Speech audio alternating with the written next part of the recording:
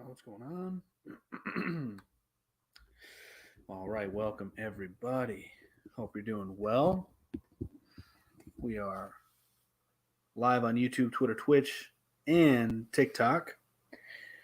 I think we're going to start doing debate nights. Debate nights will be on Saturdays. I think that's going to be the best day to do the debate nights.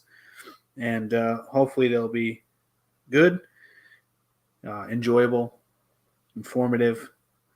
So that's what we're going to be doing tonight. So for everybody on YouTube, Twitter, Twitch, the topics tonight are going to be free speech versus limited speech, feminism, good or bad, taxes aren't theft, gun control versus no gun control, FBI is better than no FBI, and war versus anti-war. Yo, what the deal is? What's going on?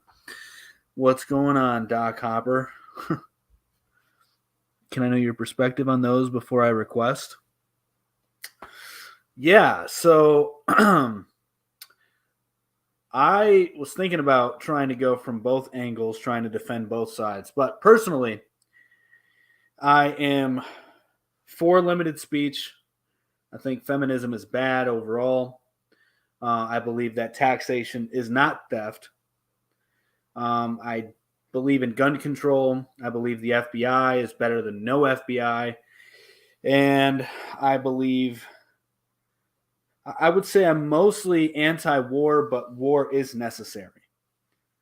So what's popping tonight? Yeah, so we're doing a debate night, Doc Hopper. The callers will be coming in from TikTok.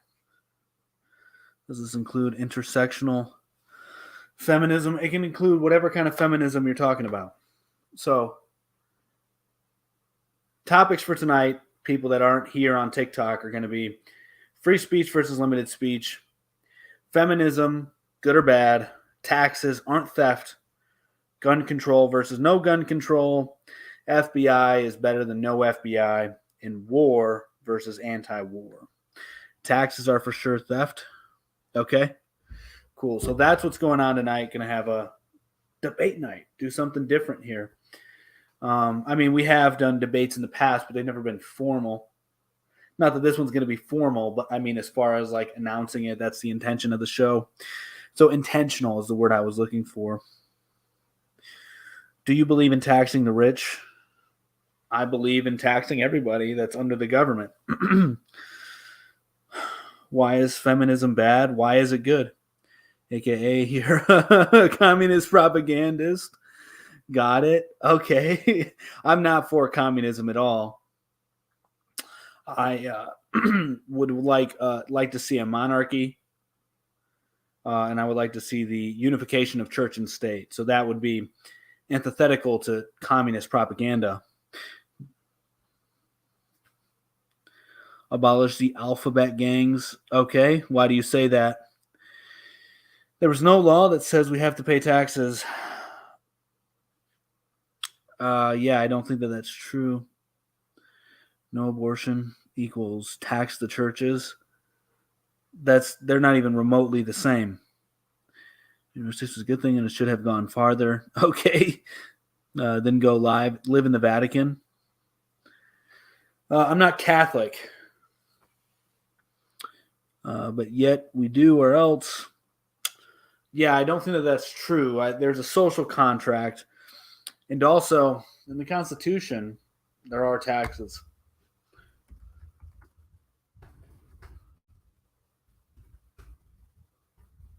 Let's see. Taxes aren't theft, but taxing one thing multiple times is definitely wrong. Why is it wrong?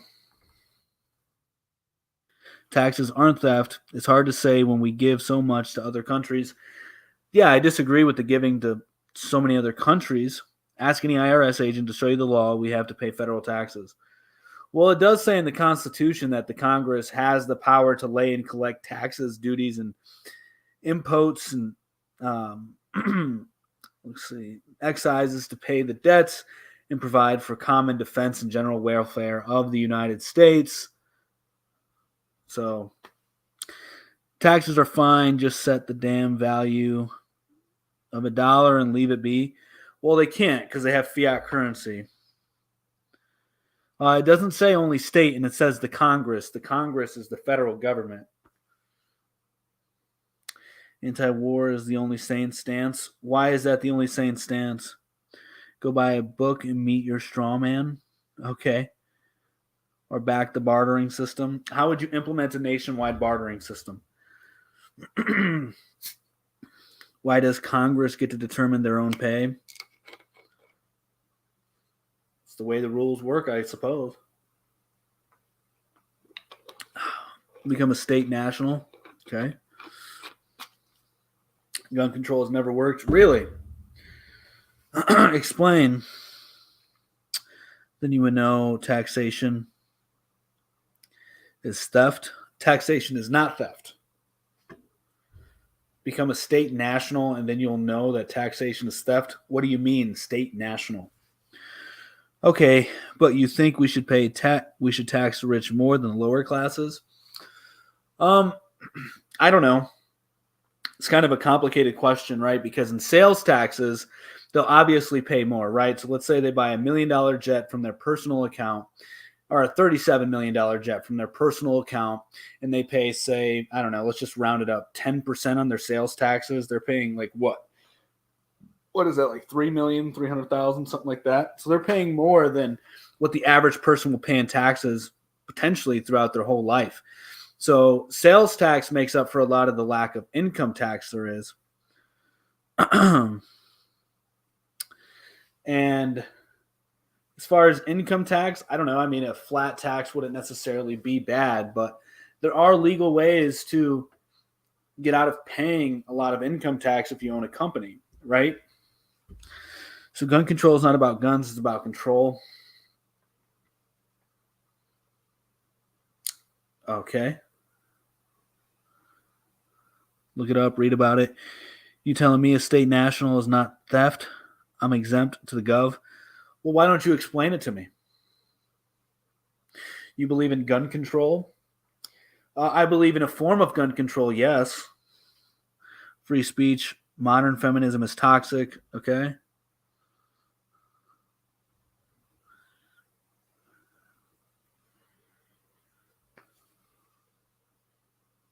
Yeah, gun control is about control, and it's about controlling people from committing these mass shootings. I mean, let's be honest, it's out of control. Okay. So your position is just that gun control is about control? Gun control is controlling the uncontrollable, basically. Okay. We're letting people have weapons that shouldn't have weapons.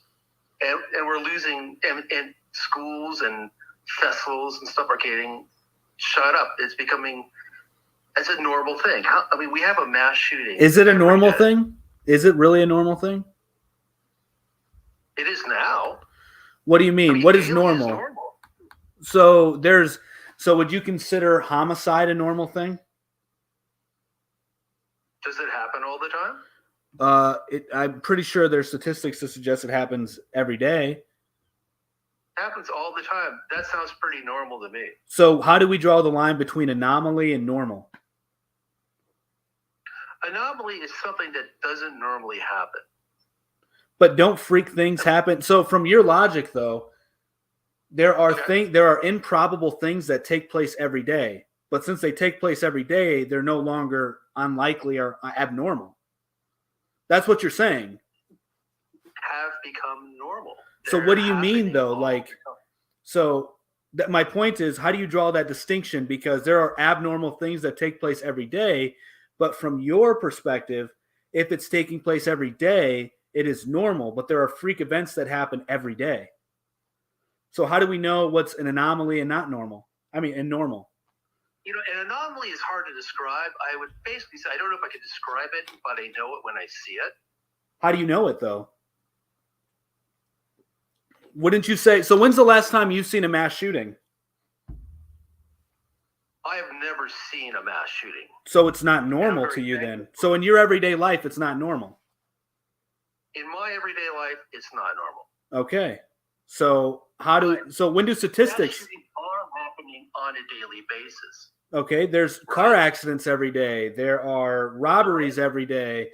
There are people who see crazy things every day, but that doesn't make them normal. And when things like that happen, we usually do something to make it so it doesn't happen. But how do you control human nature? Can we control human nature? No. So But you we can make human. So we can't control human nature, but we can make. Like, we don't allow people to have machine guns because it allowed people to do things that we didn't want them to do. But the military has machine guns and they do things that people don't like them doing. And why does the military have machine guns? To do their job, right? Okay. And isn't the homeowner's job to protect their home? The homeowner's okay. If you're going to use weapons as a defense, do you really need an AR-15? Wouldn't a shotgun be more?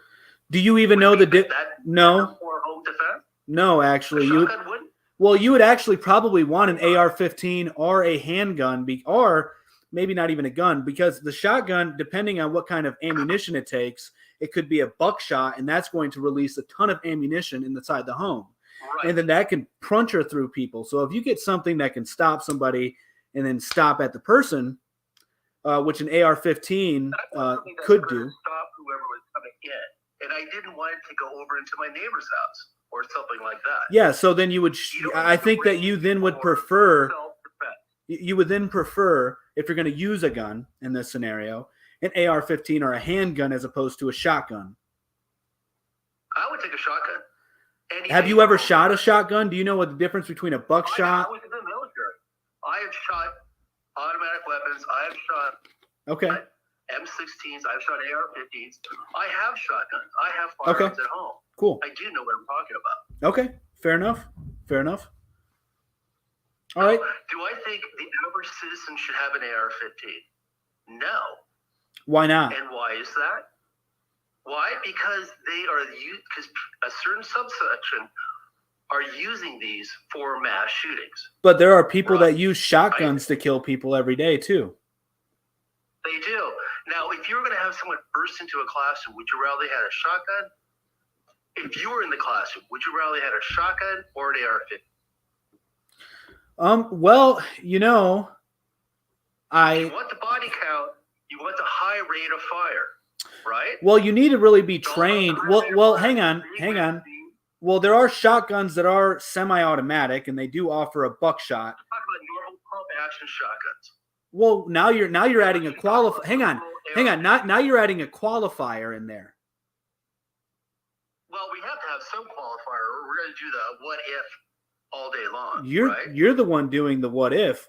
You just gave me a hypothetical situation. And your position, by the way, you still haven't answered so circling back around, you still haven't even answered how you determine what's anomalous and what's normal. If it happens every day in your world, it is then normal per your logic, which is illogical. Well, that's your opinion. Okay. It's not. No, it is your opinion. It's not your opinion? No, there are statistical anomalies that happen every day. A mass shooting. Are not statistical anomalies. All right. We'll look up the statistics right now on mass shootings because they are actually. How many? Mass shootings? Daily occurrence is a normal occurrence. That makes no sense. Should that be normal? No. That's you're using poor logic there because you can witness something happening every day that's weird. You can see weird things that take place in your everyday life. You just said that you've never witnessed a mass shooting, but they're normal. What's normal is the sun coming up. The sun's in the sky every day, right? We see the sun above us every day, right? That's normal. We can all agree that that's normal. But most of us have never been involved in fire. Most of us have never seen a mass shooting. Okay. Therefore, how is that normal? You say that mass shootings aren't normal? No, they're not.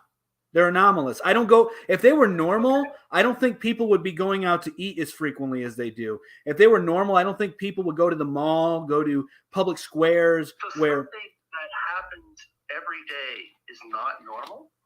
yes. Okay, well let's get away from the whole normal, abnormal, and all that. You do agree that we do have mass shootings, whether they're abnormal or normal. Yeah. We do have a mass shooting every day, Okay. right? Okay. And isn't that too much for you? Are Well, you okay I with mean, this? no, if we go down this rabbit hole, it's like, am I cool with people killing people? Of course not. But you're never going to Okay. stop it. Why not? What do you Did mean? this country win 2 world wars and put a man on the moon? And all of a sudden we have to put him on the moon? Oh my God, you gotta stop this. It's much too difficult. Okay. Is that what you're saying? I'm saying That's that a it's really impossible. cheap attitude. I'm saying it's It is impossible. No, it's not. It's been done before. Where? Where? Australia. Oh, so you mean the place that, still has attacks taking place, people get knifed, just like in the UK. UK, guns were taken away. I'm not gonna say it's going to take care of all violence. Well, your argument is that it will get All violence.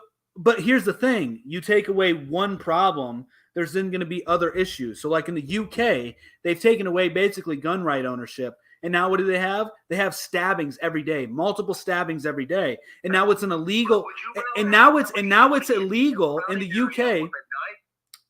Well, actually, most people who have been in those kind of situations would much rather, they have a better chance of getting away if somebody's shooting them as opposed to being stabbed and living. Because stabbing is more intimate, it's closer, and it'd be harder to detect, especially if somebody's sneaking up on you. Body count with stabbing. Yeah, You're you not gonna get can. over 5 kills stabbing. That's very rare. Mass stabbings occur. They happen every day. So according to you, it's Would you normal. rather have a mass stabbing or a mass shooting? I would want none of One's a them. lot more deadlier. You have to admit that. Well, some could argue mass stabbings are deadlier, are more gruesome. Yeah, it's look, this is kind of ludicrous. You know that guns are much more deadly than knives. Depending on where you are, depending on where you are, it depends on the circumstance, right?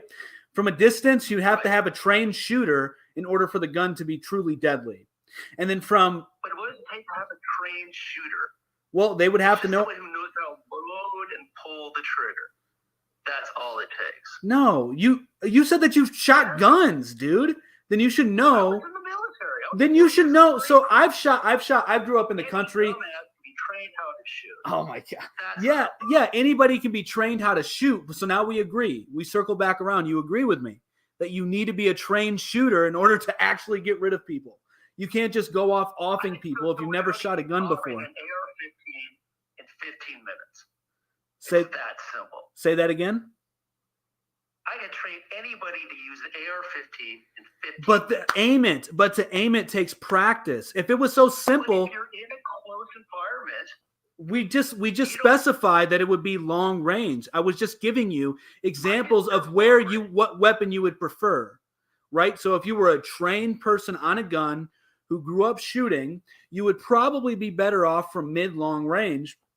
However, if none of those things fit into your skill set, then probably the best thing for you to do if you have intention to really physically harm somebody would probably be a knife, because you can get close to them and you don't really need to practice aiming because you can miss close up too. That happens all the time as well. And then it's harder to miss with a knife. harder to miss with a knife. Depends how close you are. But we're not. We already having a stated problem that. in this country with mass. Let me finish. We're not having a problem in this country with mass knifings. But they are in We're the having a problem UK. in this country But they are in the with UK. Mass shootings. But they are in It's the a problem UK. that people are getting fucked. What? But they are in the UK. So then you're going to trade one problem for another. But we're not talking about the UK. We're talking about the US. Well, you gave Australia as an example. Of where they have done gun control has worked successfully, and that was Australia and the UK. Yeah, and so we look at what happened in the UK. There's now mass stabbings every day. So what did we then do? Mass stabbings in the UK? I'll have to look that up. Can you give me a couple examples of that? Just Google it, man. Like 5 or more victims? Isn't that a mass event? Yeah, look it up. They're not having mass stabbings in the UK. Look it up. The burden of proof is on you because it's your point. Yeah, dude. I mean, you just do a quick Google search and you'll see that there's stabbings every day. There are how many mass stabbings there are in the UK? Yeah, and they're happening every day. I mean, you see news articles every day for stabbings. 5 or more victims every day in the UK? I don't think so. All right, let's see.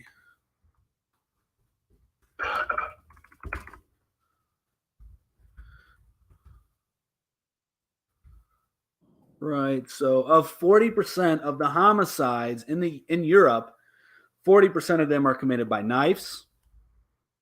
Right, because they don't have guns. I'll agree with you on that. And so, let's see. Mass stabbing is a single incident in which multiple victims are harmed or killed. So it doesn't even have to be killed. Okay, well, I think mass in this country is 5. You got to have 5 victims. And that's what I'm talking about. And they're not having that. Yeah, they are. In the UK. They do have mass stabbings. Yes, they do. Okay, for the last 5 days, name the mass stabbings they've had in the UK. For the last 5 days. I don't know. I don't know the last 5 mass shootings there have been in the United States either. Because I don't care. Well, that's easy to look I don't pay attention to that. It's not even in the news anymore because it's so normal. All right. So you're pro. So here's the thing. Here's the odd thing. Yeah. We agree that there should be gun control. I think that I totally agree with that. I think that your position. We need some common sense gun laws. But then that's just like what a bot think that sorry, but that's what bots say. What is common sense? Okay, yeah, well, let's give me how difficult do you think it should be for someone to get a weapon? So I don't think that a 3-year-old, I don't think my 2-year-old daughter should ever be able to own a gun. I don't think a 10-year-old should be able to own a gun.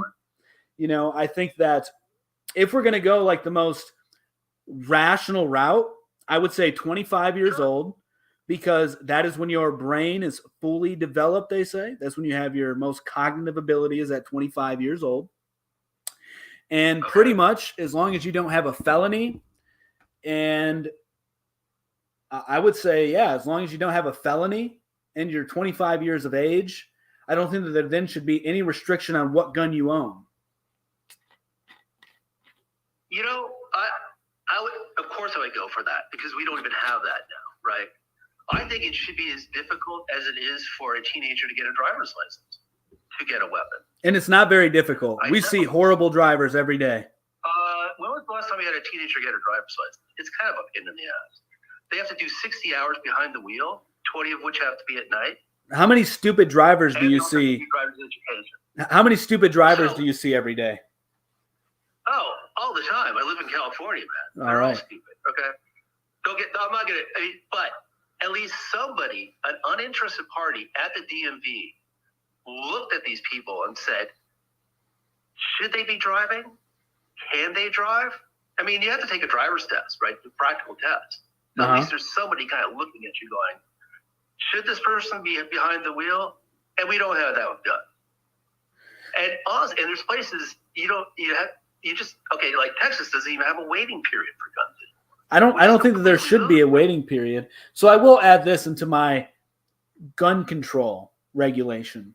I would say that you would need some time to shoot. I think that you would need some shooting range time. So 3 things: 25 years of age, non-felon, and training shooting time. That would be it. Sure. And then you can own any gun you want. If you want to own a fully automatic gun, you can own it. If you want to own a semi, you can own it. Okay, fully automatic, probably wouldn't go for that. Semi-automatic, actually, I think anybody who's sane should be able to own a gun. I have no problem with that. I own guns, but what we do is we have these people who are, they're insane, right? The mass shooters are technically insane. So should they have firearms? Obviously not, right? Well, we can go down a rabbit hole of the mass shooters. Oh, absolutely. Thank you. Yeah. Sir. And I also agree we should have the FBI. I mean, without a doubt. Sir. Yes. And taxes? You know what I would like to see of taxes? I'd like to get some value out of taxes. You know? Okay. I want healthcare. I want mental health care. I want education. Before we go down that rabbit hole, before we go down there, the other guest in the box wants to talk to you.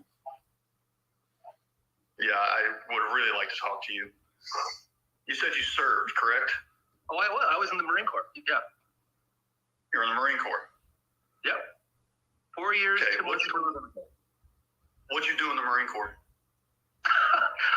I actually worked on mainframe computers, believe it or not.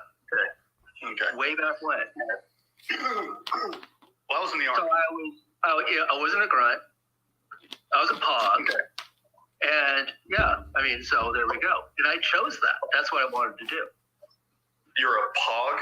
You mean Pogue? Position other than grunt. I know what a Pogue is. I was in the military. And I'm a combat veteran, infantry combat veteran. Okay, what were you in the Army? 3rd Infantry Division, Okay. 3rd BCT.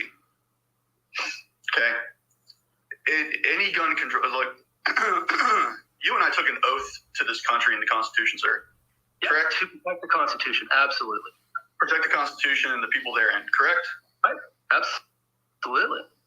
So how can you sit here and talk against the Constitution? Oh, are we talking about the interpretation of the Second Amendment? It's not an interpretation, sir. No, it certainly is. Now, do you know what was not. so you were in the military? Why is the Second Amendment phrased exactly as it is? Why do we even have the Second Amendment? We have the Second Amendment to protect the rest of the amendments and the people from tyranny. That's exactly why we have it. Now, having read up on it, the founding fathers were very much against the standing army. And because of that, they wanted states to have militias. And these militias would serve various purposes like police duties, The people are the militia. You understand they that, were right, also sir? set up to counter slave insurrections and deal with unfriendly natives. You understand that the people are the militia, correct? Well, now, but what about the well-regulated part of that? That always seems to get forgotten. Who's regulating these people? Who's The people regulate the people. people? And how's that working out with all these mass shootings? How many That's people? very- No. See, you can't bring mass shootings into this because mass shootings are happening for a very specific reason. With mass shootings Mass now. shootings are happening for a very specific reason. And let me And tell what's you that why. reason? Okay. More gun control. Where do most mass shootings occur? Answer that They're question. happening everywhere, man. They're happening No. everywhere. Where do most of them occur? Schools. Right? And schools and Festivals, Uh-huh. churches. Actually, it's usually where a lot of people gather. right. And what are those areas usually designated as? Oh, you're gonna say because they're gun-free zones, and you're saying that if a good guy with a gun, Targets. they could have then countered that. Targets. Soft targets. Right? Okay. Okay. So let's go to a perfect example of why soft targets are a bad Really quick, hang on. I want Right. to add this in there. So these are the top 10 states with the most mass shootings. California is number 1 with It 257. has a big population, so I'd agree with that. Illinois is number 2 at 209. Ooh. Florida is number 3 with 147. Texas is 4 with 129. New York is 5th with 96. Pennsylvania 92. Georgia 7 at 89. Louisiana 87. Tennessee 84. Ohio 80. So, I mean, just Red, blue, it looks like they're a mixture, man. I've always, sided with the position of soft targets and blue states, but looking at the data here, it's a mixture. No, well, see, the thing is that these soft targets aren't a red or blue thing. It's a federal thing, Right. Gun-free zones aren't just in blue states; they're in red states as well. Mm-hmm. Okay, and it doesn't boil down to just soft targets. It also boils down to a mental health issue. All right, Right. But we definitely need more mental health care. Definitely. The main people should not target, have the main target for these people who are committing these acts are soft targets. Okay. You had a shooting. I don't remember what state it was in. But a young man was in a mall that was designated a soft target area or a gun-free zone. Another man walked into that mall, and started shooting up the place. And the man who wasn't supposed to have the gun stopped the man with the gun. Okay, that's Perfect example of why. Perfect example. So do you think everybody should be gun-free zones? Do you think everybody should be armed? Is that what you're saying? Absolutely, 100%. Oh God, no. I mean, that would be chaos. So what do you? Hang on. Hang on. Elaborate. What do you mean by everybody? Everybody who's legally able to own a firearm. Okay, so what does that mean, though? If you're 16 years old, you can have a rifle. Can't buy one, but you can have one. If you're 18 years old, and let me just say real quick that I do not agree with the 25-year cap. All right. 18 years old, you can buy and own a rifle. 21 years old, you can buy and own a handgun. Okay. Correct? Right. So if you're above the age of 18, you should be able to go out. If you're above the age of 18, you should be able to go out and buy a rifle. If you want to carry it with you, carry it with you. That's already law. You can do that in most states. Okay? If you're 21 and over, which I really don't even agree with either, an 18-year-old should be able to buy a pistol. If you're 21 and over, you should be able to lawfully carry that firearm wherever the hell you want to.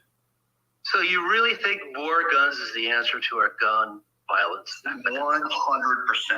Okay, I totally disagree with you on that one. And there's an example on where, Australia's an example where they had a huge government buyback of all the firearms, and they have not had a mass shooting since they did that. Yeah. Don't even get me started on Australia. Oh, I'm getting you started on it. Why not? That's an example of where it worked. I know you don't like it, but you know where else it worked? Nazi Germany in the 1940s. Right. Nazi Germany.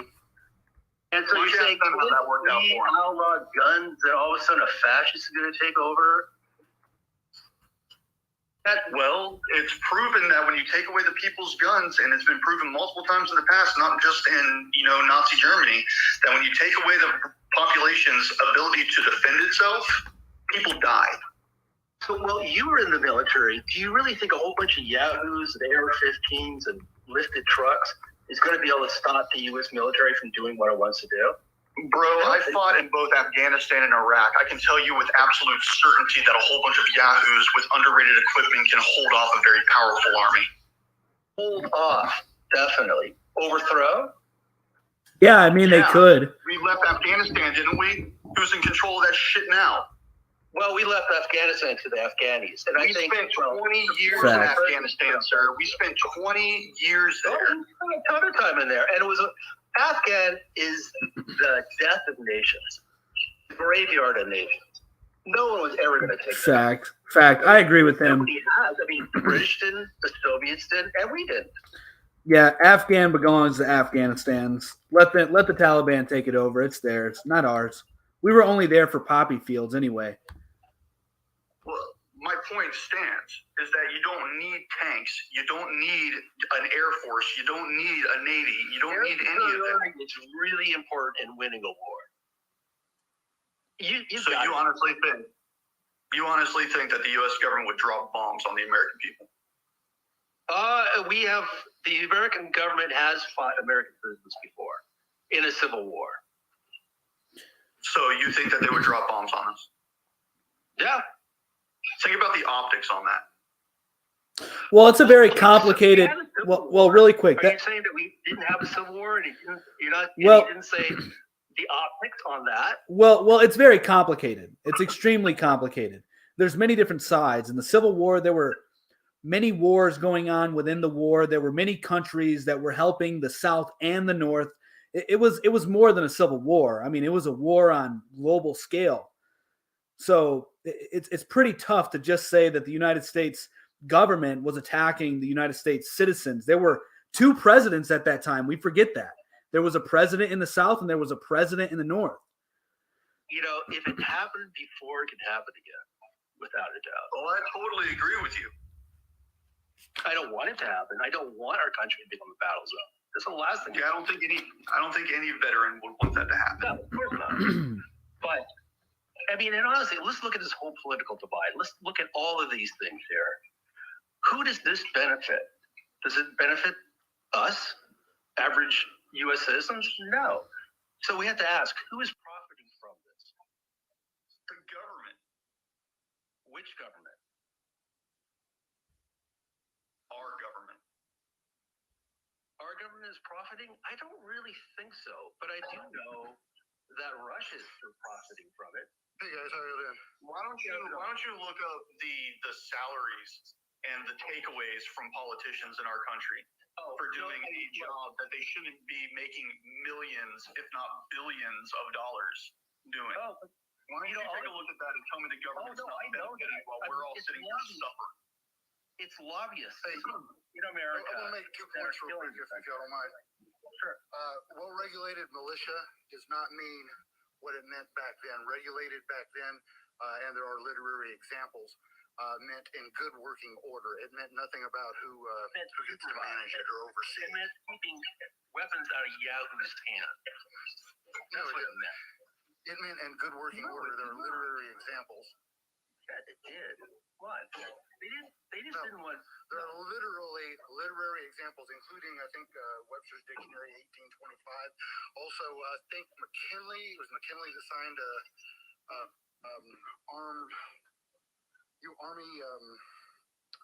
Army Act, where it's illegal actually for American troops to operate against American citizens on American soil. I think that was 1895. Check that, bro. But we have operated. Okay, so The you think National the Guard, military could not National Guard, though they be part of the military, is not regular army. Can you say that again? The National Guard, though they are military, do not operate as regular army. They're not regular army. They're not as well trained. Well, they're No offense to any NAs out there. They're not as well trained. That would not apply to them. That's why you see Right. the National Guard doing things. But didn't the National Guard get deployed overseas? The National Guard does get deployed overseas. So then they've certainly been trained. Oh yeah, they're definitely trained. Yeah, they've been trained, just not as well trained. They aren't as regularly trained as we are. When they get spun up for deployment, and I'm surprised you don't know this since you were in the military, when they get spun up for deployment, they go through a mass amount of training, but they don't. It's not their job. When I was in the infantry and the army, every day the infantry was my job. No, it was my job every day too, the Marine Corps. So, okay, Hey guys, so I'm going to hop off. I just wanted to make those 2 points. All right. Also, Alexander the Great did take Afghanistan, and point about and are the Greeks still there? the Viet Cong held off the U.S. Army for many years, and They did, and they did win. That's another great example. Thank you, Chevy. But they did have I gotta go. Appreciate you. Look, we don't even want to go into a civil war in this country. That's the last thing we need. And what we really need to do is heal the divide in this country and stop pointing fingers. And I mean, most of us will agree on more than we disagree on. But we're being spun up to attack each other. And while we're doing that, what's happening? And you did mention something about politicians. And that system is completely broken. The politicians don't make a lot of money in office, but when they get out of office, that's when the paychecks really start. And they You're telling me Nancy Pelosi doesn't make a shit? You're telling me Nancy Pelosi doesn't make a shit ton of money? Well, it's Are you really probably gonna sit here and Mitch say that? McConnell, right? I mean, I'm not going to defend any politician. I can't. I mean, and we've got to outlaw the lobbyists from D.C. I think there's like 87 lobbyists for every politician in D.C. It's outrageous.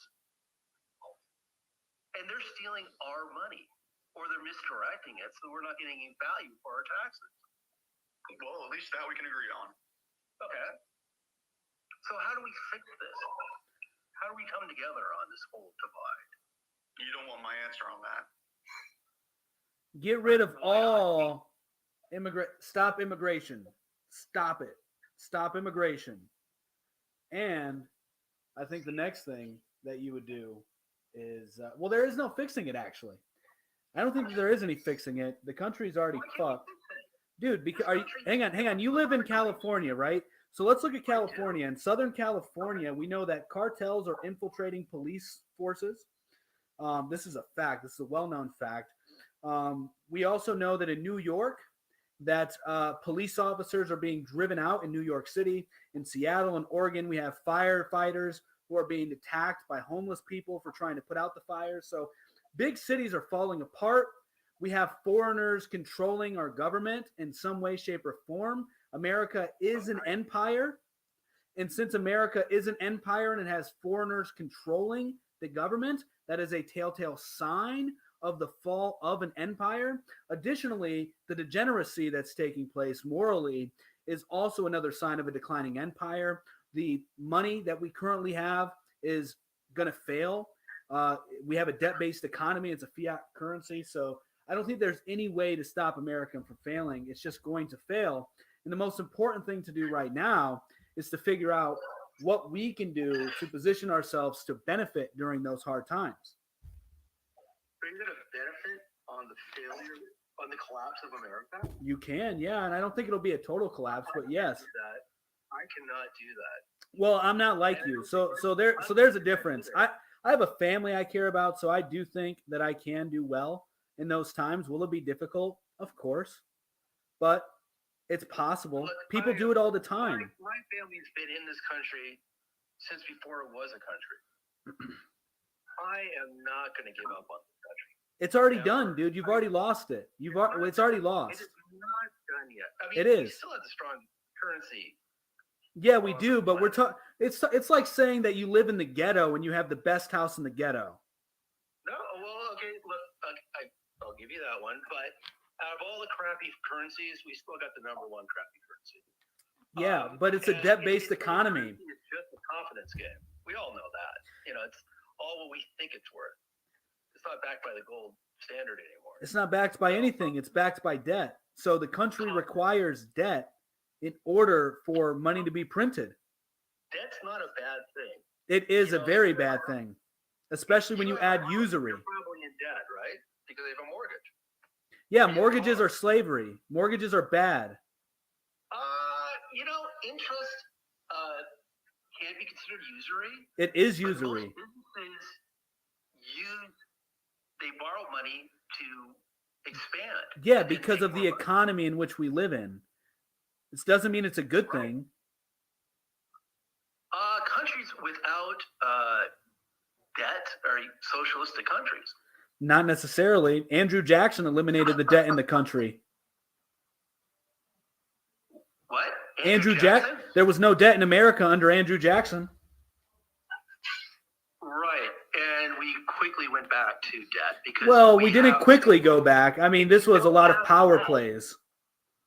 Then you don't have credit. And if you don't have credit, you really don't have currency. No, you do. You don't need credit to have currency. Try getting a credit card without ever having a credit card. Well, we're talking about a debt. See, you have to build. That proves that look, I can borrow money and I can pay it back. Then someone goes, "Oh, you've proven that you can borrow money and pay it back." But why do you need to borrow money? The reason you need to borrow money is because the currency has been so inflated. Exactly. I'm with host on this. We need to go back to a standard where there's actually something backing our currency other than just debt. But see, that's the problem because then we start to get into deflation. You want to Yeah, deflation is a problem. Yeah, deflation is a problem. But who's deflation really a problem for? Deflation is mostly a problem for credit lenders. You know, if we're going to be playing the capitalistic game, and we are a capitalistic country, Yeah. we got to deal with credit. I mean, No, you don't actually. Actually, hang on. Let me take this back. So in Dubai, well, actually, you can. I agree with that. So you can have debt, you can have credit. I'm against it personally. However, there should be laws against usury. We see countries that don't allow any interest on debt whatsoever, and they do well.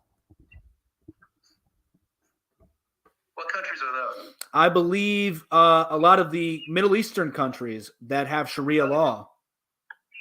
Okay. Yeah, they're fluing their economy on oil. That's it. And it's just so goddamn valuable that they can afford to do that. We could It's too. backed by something tangible. Right. All right, but we're getting off topic here, guys. There's a few other people that want to hop in, so I appreciate you guys. It was nice talking to both of you. Thanks for letting me in, and you have a good one, okay? All right, you do the same. I'd like to stay in, host, if I could. That's fine. That's all right with you. Yeah, because you haven't been in as long. So I usually just allow one person in at a time, but since tonight's a little bit different, I'll let more than one person in at a time. What's going on, man? What's going on, host? It's going well. What do you want to talk about? Can you guys hear me all right? Yes. I just wanted to make some comments to the other guy that just got out. You know, there's a lot of different things that people aren't looking at when it comes to these mass shootings. There's a lot of healthcare involved in that. I mean, it was proven on quite a few of the mass shootings that there was awareness that these people were troubled, and they did nothing. The schools, they did nothing to help that. There were signs showing that these people were unstable, didn't do nothing about it. So, I mean, I'm with you on, fixing it isn't going to be taking the guns away from good people in America. You know what I'm saying? 100%. And then a lot of crimes that happen, these people that are doing these crimes that are going out killing people, they're not going to your local gun store and buying a gun to shoot people. They're getting it under the table, guns that can't be traced. They're not, I mean, there's so much more into it than what he was making it out to be. Yeah. If you know what I mean? Well, There are a whole bunch of factors, and really, if you go back to 1950, I believe there was one mass, quote unquote, mass shooting in 1950, and from there it just started to devolve. Because of stricter gun laws that were being put in place, more restrictive gun laws for the public, and then B, our country's mental health as a whole has been on decline for the past 60, 70 years. And that hasn't been addressed. well, and then we also have to entertain the thought that not all of these events are organic, if you catch my drift. Right. 100%, absolutely. 100%. Absolutely. Army, I do have a question. An extremely good example of that. Sure. Are you still serving? No, I've been out since, I've been out for a long time. Okay. Well, anyways, I thank you for your service. First thing first. But I do have a question. How many American soldiers do you think would really turn against their own countrymen? Honestly, if that order was given, how many of these servicemen do you think, honestly, would turn against their own countrymen? I mean, we're talking their families. You know what I mean? I just don't see that happening.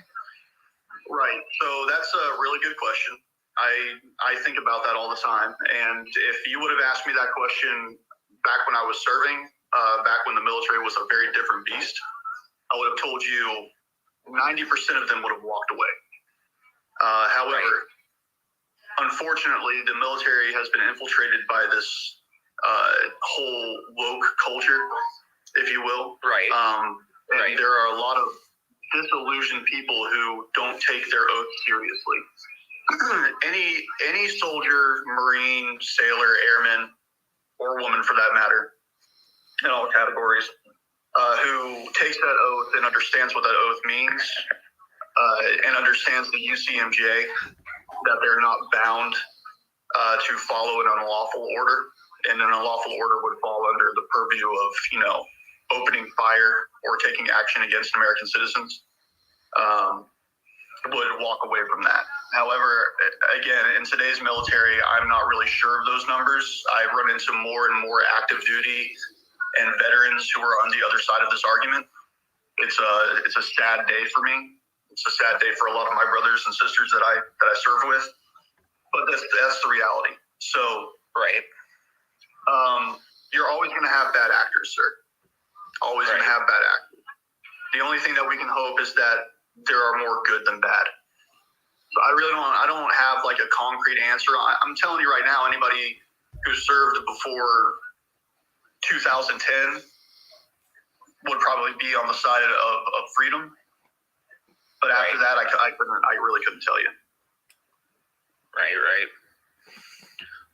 One of the other things is some of the things, like Host was talking about, some different things that they could do. And I kind of agree with more training. You know what I mean? People should have, it's just like getting a hunting license. My kids had to go to hunter safety before they could buy a license. I mean, it's a smart thing to do. But, we have all these veterans that are coming back, that are done serving. Why not allow these veterans, help them out? They've risked their life for our country. Why not help them out and pay them, to go to the schools, and just be there. You know what I mean? I mean, I agree with you on that too. I think there should be a program where veterans who are of good mental standing, because let's be honest, not all of us are in the best shape when we get back. Right. I think veterans who are of good mental standing and of good record of service should be availed the opportunity to protect the citizenry in those kind of situations. But it doesn't necessarily need to be veterans either. Right. It could be ex-police officers. Well, ex-police officers, even the average citizen with the correct amount of training. Right.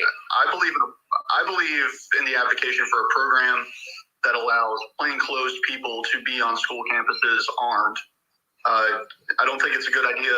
Right. I don't think it's a good idea to have somebody dressed in full military regalia or a uniform to be standing there, because that just makes them a target. But I do agree with having more arms in these places that have been deemed gun-free zone. And schools are a touchy situation because you're surrounded by young people, right? But the need is still there. So I agree with you. It just needs to be implemented correctly if it's implemented. Right. Carefully. Right, and then you got to ask yourself, how are they getting these a lot of people go right for the AR-15. They dig right in it, and the host made a good point. There's so many other guns out there that are semi-automatic that can do. I mean, if you got somebody taking a shotgun into a classroom versus an AR-15, you're going to take down more people per se. Well, depending on your training, of course. But if you go in there with buckshot and you start unloading some buckshot in there, you got some pellets flying all over. You know what I'm saying? Yeah, absolutely. No, they're getting these guns in these schools, and I don't know how. I don't know how they're able to get these in there. There's needs to be things put in place where, like our local school, when our kids go to school in the morning, once the kids are in the school, that school is locked down. Those doors are locked. You have to beep to get in. There is no, Right. Well, the doors, it's not free to walk in. Right, yeah. Uvalde was supposed to be like that too, but people were breaking protocol. Right. Right.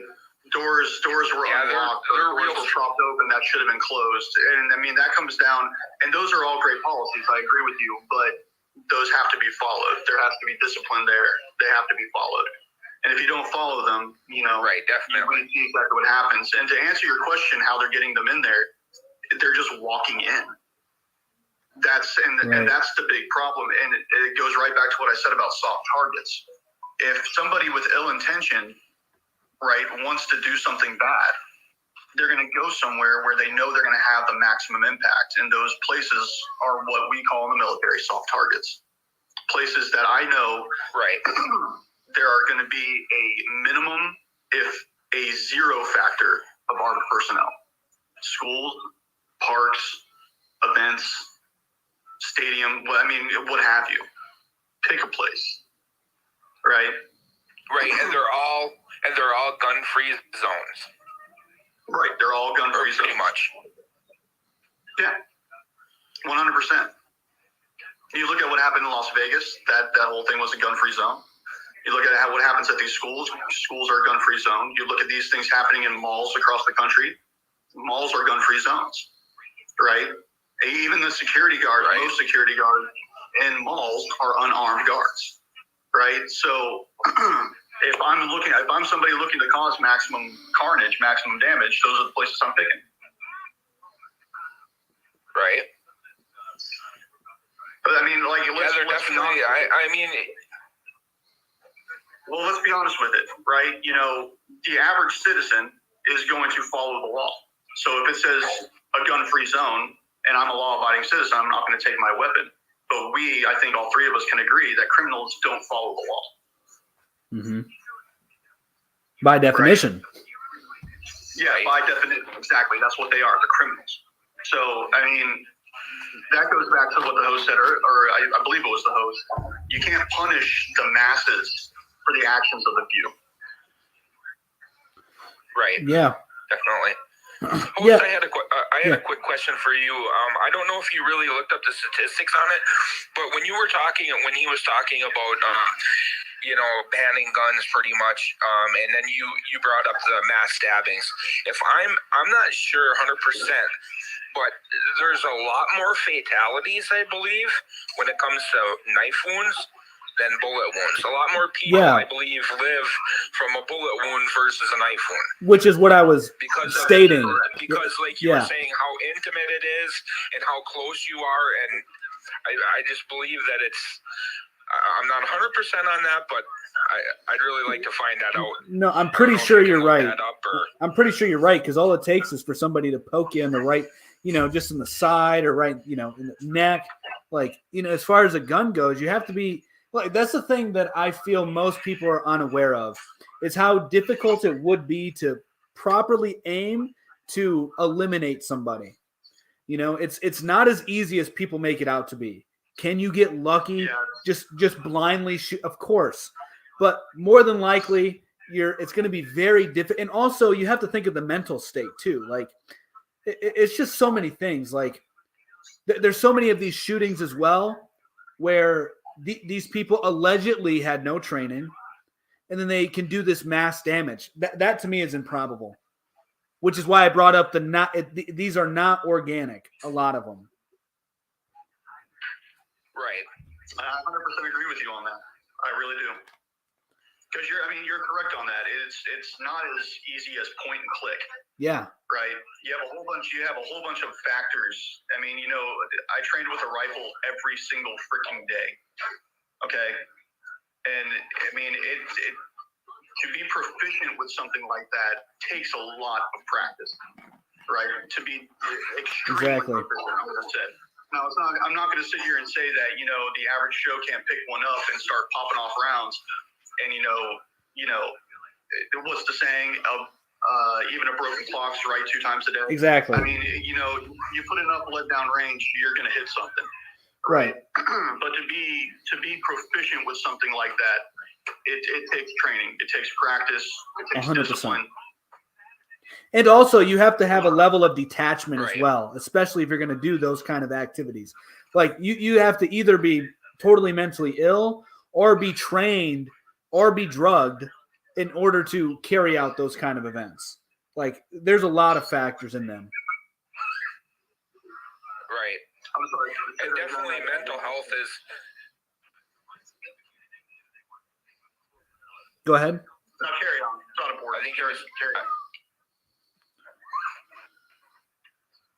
I was just saying that I think mental health really needs to be something that's looked at, you know, Yeah. Well, because it 9 times out of 10 that's really a big factor in a lot of these mass shootings. yeah. Really quick, I just want to answer a comment in here. Is this a new channel for you hosts? No, this is another channel that we have. We have MOT News and MOT Today. They're both our bigger channels. We just typically go live now from MOT Today. And then there was something else that I wanted to address here. We have Jim Elmez, I believe. It says, if you're in a school, it's a short range, you're not going to miss. People miss all the time from short range, man. That's not a good argument. Yeah, that's a fallacy right there. Yeah. In fact, I would contend from my experience that the closer a target is to you, honestly, in a chaotic situation, the easier it is to miss. Yeah, that's why I brought up that whole distance as well in the initial conversation I had, and why knives would be preferable if you were to do those kind of things. But hey, guys, I have a couple other people that want to hop in here, so I'm going to let them in. It's been really good talking with you guys. Yeah. Thanks for All having right, thanks guys. That was fun. All right. We'll let in a couple people at a time.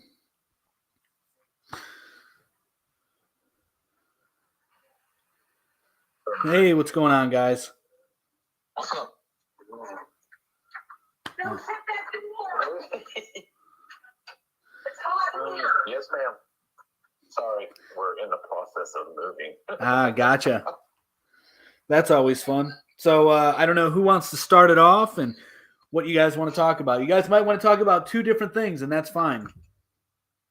Well, originally, what I wanted to get a request in was on when the guy was talking about a well-regulated militia. Okay. Here, let's follow that real quick. The term regulated, well, that means well working without fault. In a sentence, our grandfather in our living room is well regulated, meaning it keeps time well. That term was used 100 years after the signing of the Declaration of Independence and the signing of the Constitution. Also, being necessary to a free state. You notice that says a free state, meaning the state you're in, not the states. It means your personal state. In other words, a regulated militia being necessary to a free state of your person, the right of the people, yada, yada, yada. You know what I'm talking about. Has the right to keep and bear arms. It's talking about the individual. It's never talked about a military or a government style thing, because back then they had no military. It was all about the individual person. But through time and all of that, terminologies have changed and things like that, and people don't do their research on the Second Amendment or any of the amendments pertaining to our freedoms. Right. Yeah, I believe the other gentleman who was in here said something along the same lines. But Patrick James, is there anything that you want to say? Any different topic you want to talk about, or want to stick with the same one?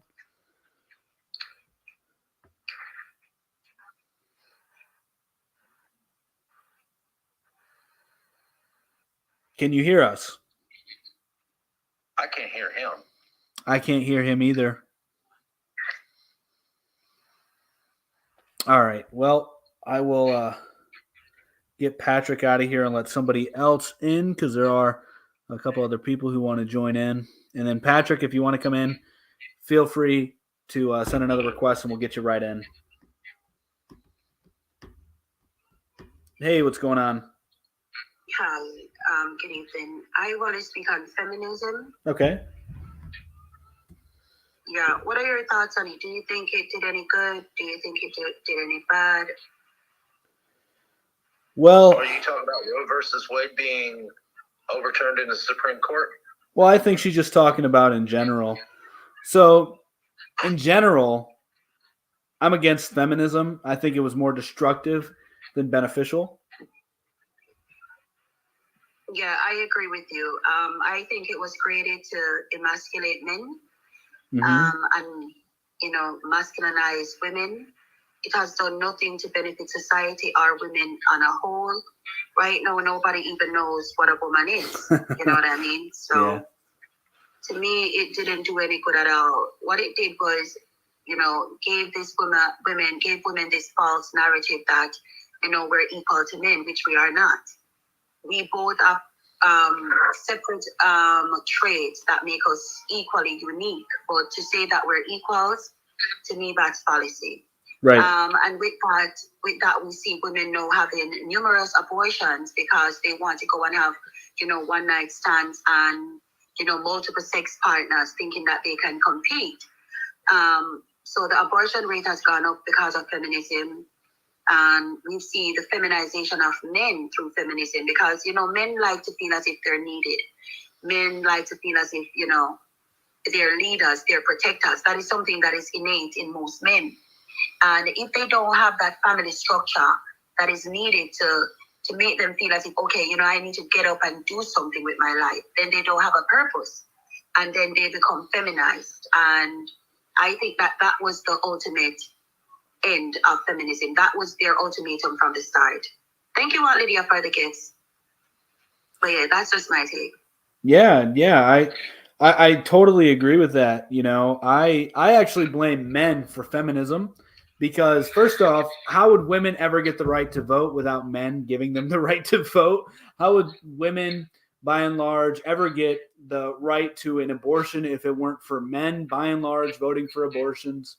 How would women basically be able to enter the workforce if it wasn't for men who dominated the workforce? So, men, and that's not to say that women shouldn't entirely be in the workforce or anything like that, but men are at fault for feminism, and it's because we've grown weak, and I think it's also due to the fact that we've lost our moral compass, we've lost our connection with God. It goes much deeper, as you were alluding to, than simply, legislation. I think why it was created was specifically to destroy the nuclear family. There are people that are greater than us in this society. As you said, it has to do with God. And if God is involved, the devil is involved as well. And, so there are these people that have strategically set themselves up to destroy the nuclear family, destroy what the family structure means, and to destroy everything that God created. You know what I mean? And we need to get back to the two-parent home, the nuclear family. And that is when we as people have thrived throughout history. Whenever we turn away from that, that is when we see, society crumbles in the way that our society right now is crumbling. Where people are having identity crisis, where people don't even know who they are, what they are. It's just, I don't know. Right. Shantae, your children want to know why you're not feeding them. Actually, I made rice and peas and oxtail with fried plantains and fried cabbage. And nice. I made homemade pineapple juice with carrots, with ginger and fresh limes. It's really delicious. And they ate already. And for dessert, they had, sweet potato pie. But thank you for your concern. Okay. Oh my goodness, it sounds... It is. I'm Jamaican. I know how to cook. I'm sorry, but my grandmother taught me well. Taught me very well. Yeah, that's awesome. It sounds like a good dinner. Problem with America today, no home cooking. Yeah, I mean that's definitely a part of the problem. Like, sorry, I'm unapologetic, but I like home cooked food. You know what I mean? I Right. cook my own food. I don't eat fast food. I love my kitchen. My kitchen is the biggest part of my house. It's just my safe space. Yeah. There you go. Yeah, I try to keep my wife in the kitchen or pregnant. Good job. Good job. That's how it should be. Yeah. Listen, they shame women like me because we want to own our femininity.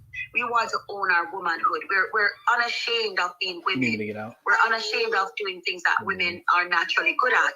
They call us pick-me's. They call us, oh, you're just feeding for men's attention. Actually, women like myself actually get more men attention than these women. Fact. It's sad. Yeah, and I mean, isn't that the goal of like women just want? I mean, this is a broad generalization, but it's true. Women want attention.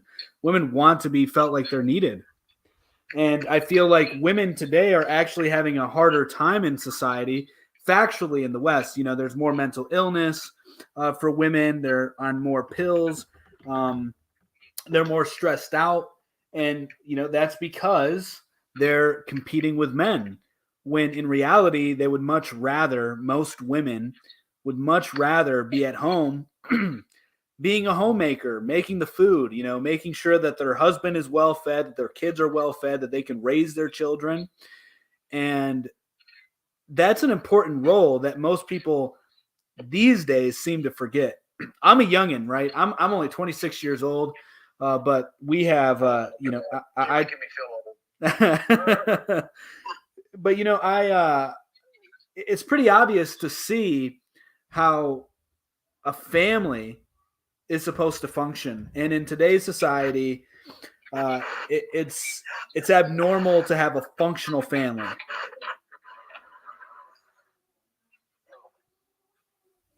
I agree with you. But thank you so much for having me on. Continue doing what you're doing, and all the best. Thank you very much. Thanks for coming on too. Okay, take care. All right. Right, you're much smarter than most 26-year-olds. I try. But I'm going to have to relocate out in the living room. So give me 1 second here. You guys are going to see me moving around. So just bear with me.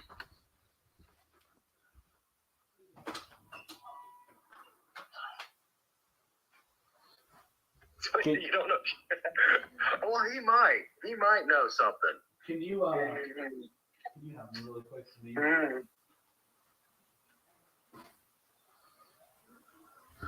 No, does he know everything? No, I'm 51 and don't know everything. Yep. I'm just moving so that way you guys can lay down in the bedroom.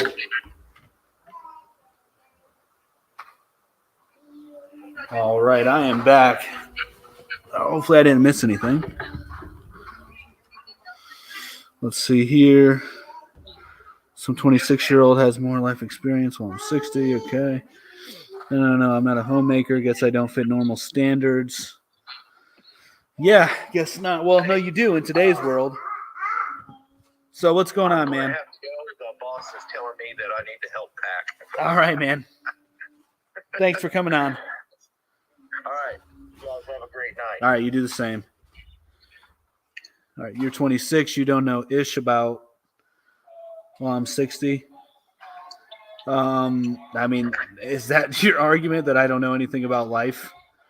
That's pretty silly.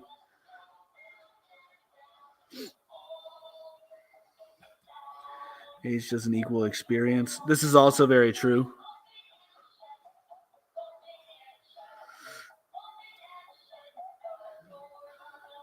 Generally speaking, you would think that the person who is older would have more wisdom, but it doesn't mean that you're more intelligent. It doesn't mean that you're more educated. You could have more wisdom, although you could be more educated. You could be more intelligent. That is exactly what he's saying. He's 60 years old, so he knows better. That's argument based on authority. What's your thoughts on gun control? Well, there should obviously be some gun control, but not the whole lefty thing. You know, I think that's 25 years old, and give me a second. I think I'm going to sneeze. So I think 25 years old, non-felon, and you should probably be trained to shoot the gun. But other than that, I think that you should be able to own whatever gun you want, fully automatic, semi-automatic, doesn't matter. Wisdom comes from learning the experiences. Yeah, and a young person could have more experiences than an old person. Hey, what's going on? What's good, Motto? Yep, MOT today. MOT. And my name's Luis. It's all good, man. All right. So I guess I'll start with just adding on to your point about gun control. I totally agree with your stance on that. For the most part, I think that semi-automatic or fully automatic guns probably aren't the best idea for civilians to own. But I agree with you on the point that you should probably go through training, like an actual class, before you can get a gun, because that's pretty much how they do it in some countries, like Norway, for instance. Like you have to get a hunting license or some sort of permit if you're like a gun collector in order to buy guns, and then you have to go through a class before you can even like actually buy a gun. You have to like get a state-owned gun and then train with it for a couple months, and then you can get your gun. And because of that, they have some of the lowest murder rates per capita, especially ones related to guns. So, no, that makes sense. Absolutely. Yeah. So I hear a lot of pushback, and a lot of people like what I have to say for gun control. However, they disagree with the age. So I am curious as to why you would not agree with the age, your reasoning behind that. The age? What's your age? What's your ideal age for 25 people? 25? Yep. No, honestly, I think that's a decent number. Maybe a little bit younger. I would say probably like 22 or 20. I mean, at that point, it's kind of arbitrary, but definitely not 18-year-olds, because if you look at the most recent shootings or mass shootings, they're almost always performed by people between the age of like 18 to 20. Like that's what it's been recently. Like the Parkland shooter, I think, was 20 years old. The Texas shooter was 18. Sandy Hook, the shooters were 17 and 18. The 18-year-old obviously was the one that bought all of the stuff. It's stuff like that. Definitely should be a lot higher than 18. I wouldn't say as far as 25, but definitely, within the early 20s. Fair enough. Hey, what's going on? That white, I can't read the rest of it, but what's going on, man? What's up, man? Can you hear me all right? I can. So, my stance on gun control would be, why would you say that the appropriate age would be 25? Good question. So based on what we know of brain development, that is when most people are fully developed cognitively, is at the age of 25. So that's why I would say 25 years old. But an 18-year-old can join the military. I know. And get trained. I don't agree with that. Or M16. 18-year-olds haven't been allowed into the military until recent decades. It used to be 21. I'm 37, and when I was 18, it was allowed. Yeah. Well, I don't agree with that. So I think that you should be older as well to go into the military. I don't agree with sending your youngest, and I don't agree with sending 18-year-olds into the military at all. No, I don't either. Like, if we can't buy a cigarette or a vape at 18, 19, 20 years old, we shouldn't be able to fight for our lives as well. Like, that doesn't make any sense. Not only that, like, you don't have any real world experience. You don't know anything about credit. You don't know anything about financing. You don't know anything about relationships. I mean, you've got too much. Not if you're necessarily. in the military, you notice everybody jumps on, Cars. cars. Yeah. Let's get a Hellcat. Let's get Yep. married. And all of that is gone when they get out of the military. Right. Yeah, I mean, I don't necessarily agree with age being a standard as far as life experience, because there's a lot of people who are younger than you that have probably had more life experience than you.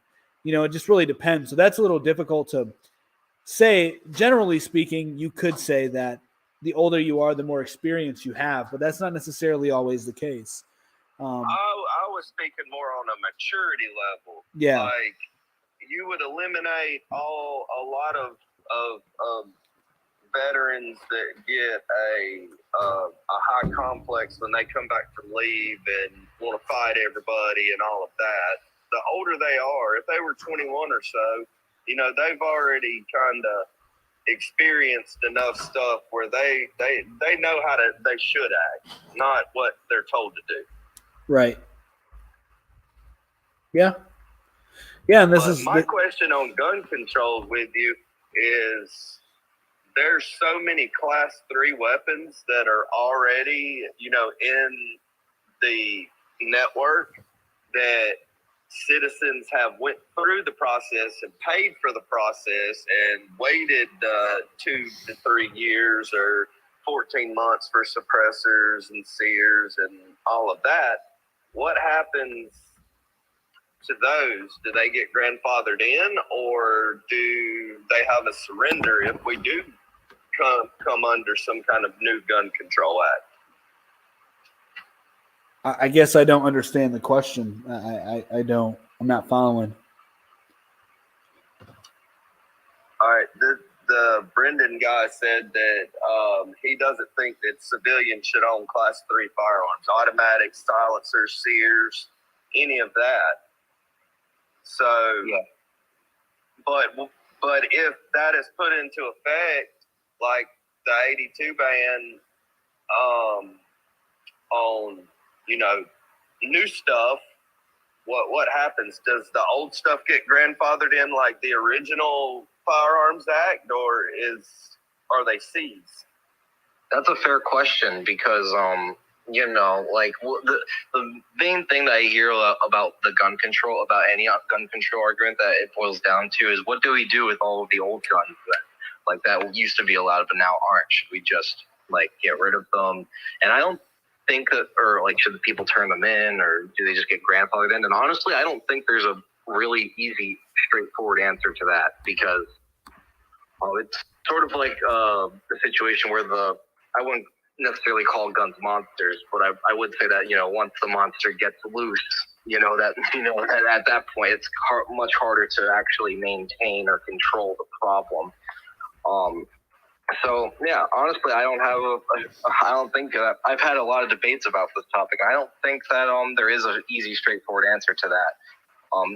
I do know that not a lot of civilians today own class 3 weapons, unless they're, major gun collectors who had them passed down through generations. But for the most part today, most civilians who do possess a firearm or multiple firearms are usually, they only have semi-automatic. Yeah, I can. On the got automatic and automatic stuff,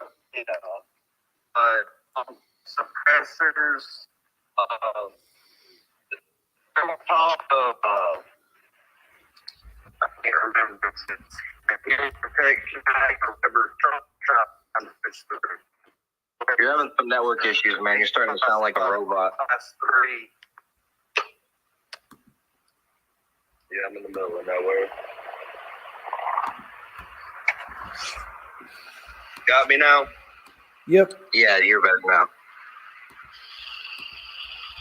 All right, so Trump was trying to pass or get past.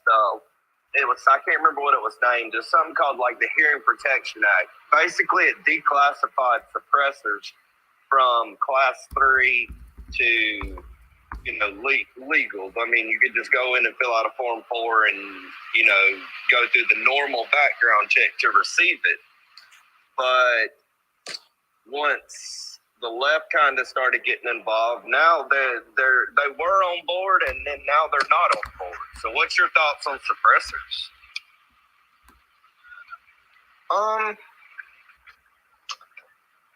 With suppressors, I mean, I'm not sure in what situation. Like, I mean, I guess it shouldn't really matter, like, what the situation they would be necessary for civilians, but what do you think a suppressor would be necessary for in civilian use? Maybe hunting? Well, in any action of shooting, I mean, according to the government, anything over like 100 decibels is considered, it could cause hearing loss. With a suppressor, you don't have to wear any kind of earplugs or muffs or anything, because it lowers the decibel rating to a tolerable level, and it doesn't disturb the peace, and it's great for hunting. I mean, I guess that's fair enough, but couldn't it also be used for more malicious activities? Like, if we allowed suppressors to be legal and there was more ready access to them, don't you think that more, like, quiet assassinations could be carried out, or just quiet shooting in general? Not really. If you look at any, all right, I'm gonna say this, and I don't want anybody to get offended by it. Black guns, AR-15s, AK-47s, anything that appears scary. The round that most AR-15s come in is one of the loudest rounds that you will ever shoot. A 223 round or a 5.56 round is the same caliber, is one of the loudest cartridges. I mean, if you're practicing safe gun usage and you're at a shooting range, would you rather be next to somebody shooting 20 rounds of something loud or 20 rounds of something that's tolerable? You know, that's a good, fair enough point. The silencers definitely have a convenience factor to them for sure. Especially for sound, and you're right, hearing loss can be a major issue when you're shooting a lot. And earmuffs and earplugs and whatnot can be pretty fumbly to carry around with you. But towards your malicious comment, if you've ever held a long gun with a suppressor, it's very cumbersome. You go from a 16-inch barrel or 18-inch barrel to something that's got the essence of like a 30-inch barrel on it. I mean, the average suppressor is 9 to 12 inches long. So in the malicious comment, I think it would be more of a problem for somebody with a motive for an assassination that they're not really concerned with if it's going to be loud or not. Yeah, I guess so. Yeah. And most criminals that are criminals like that would use a suppressor probably already have them anyways. Yeah, so from Columbine all the way up to current, there's never been a school shooting where a suppressor was involved. Yeah, you know what? That's fair enough. You know what? I changed my view. Yeah, I don't see a real reason why suppressors should be illegal. Nice. We have a change of opinion on the episode live. You guys are witnessing it. Yeah, I guess so. No, after hearing all of that, that makes sense. That makes sense. I was just sitting here thinking about it too. Like, criminals are going to be criminals, and if they want to carry out a quiet assassination, they're going to get their hands on a suppressor anyways. You can make a suppressor with normal household goods at a hardware store in 45 minutes. I mean, the whole deal with gun control and anti-gun and all that, that only applies to the people that follow the law. Yeah. Although it's still, generally speaking, I think that gun control can be a good thing for society. Because as I mentioned before, countries such as Norway, big hunting countries where, they still obviously love their guns. And they, I think it's something like either 15 or 20% of people in Norway own a firearm of some sort.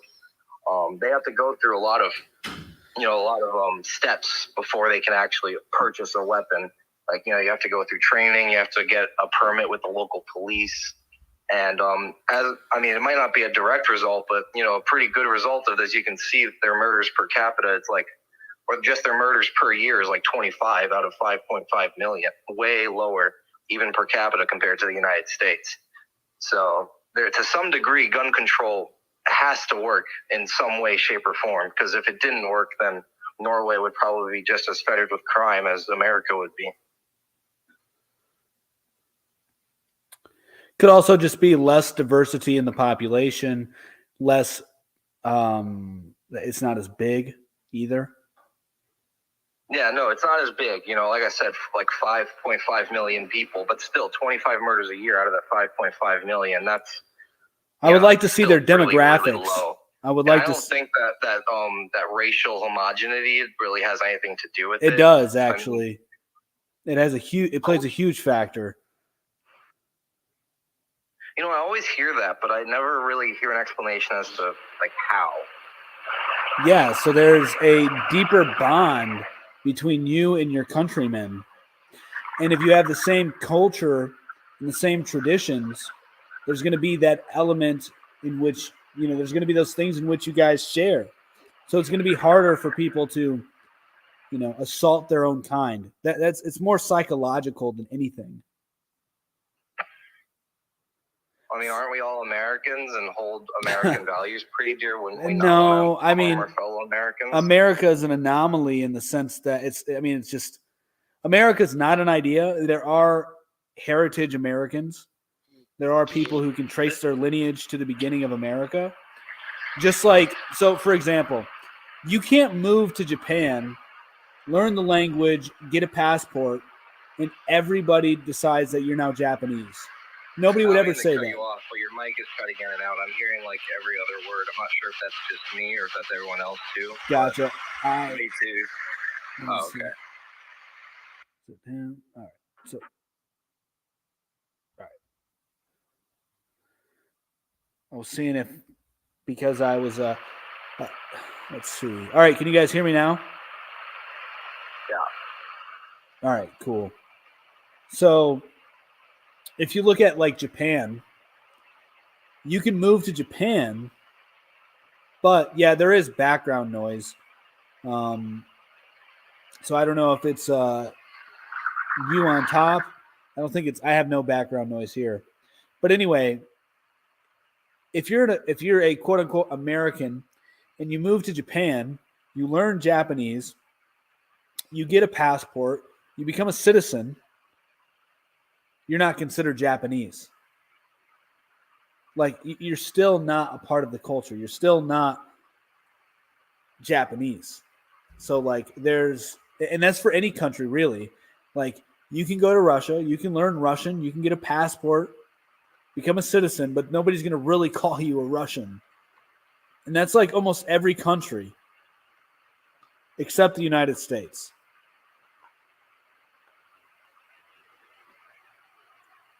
I agree with you on that 100%. So, that's just one thing that I would like to mention about the whole American comment. I don't think that we all are Americans. For example, I'm Puerto Rican, but I was born in America, like in Michigan. My mother, she's like a European mutt. There's like a bunch of different European nationalities running through our veins. And then my dad is Puerto Rican. But he would always be more prideful of his Puerto Rican heritage than the fact that, we live in America. So the other cultures that are here are more attached to, on average, to their homeland as opposed to the country in which they reside in. What's your thoughts on immigrants as far as South America and Mexico and the border and all of that? Yeah, so I think that we should stop immigration. I don't think that we should be allowing any more immigration. Those that are already here, I mean, it's going to be very hard for them to be uprooted. So that would just probably cause, that would be, that could ignite a war in and of itself. So, I don't agree with it. It could ignite a very big problematic thing for food shortages as well. It could, yeah, but this is why I believe we're seeing a movement of homesteaders as well, because they're aware of the supply chain issues. But hey, Patrick, I see that you're in here. You may get kicked out again because I see like the loading dots above you. I'm not sure what's going on. I'm not kicking you. Very weird. But what's going on, man? You've been trying to get in here for some time.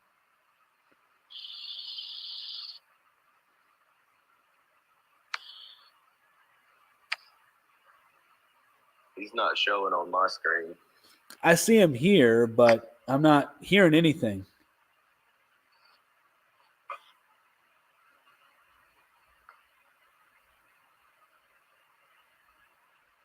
But as far as the immigrant deal,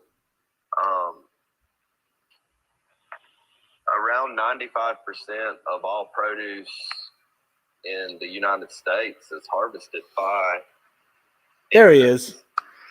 And if we eliminate immigration or make it stricter on the people that are already in the country, then we're going to cause a major shortage of food, because the average American or the average U.S. citizen will not do the job that a immigrant will do.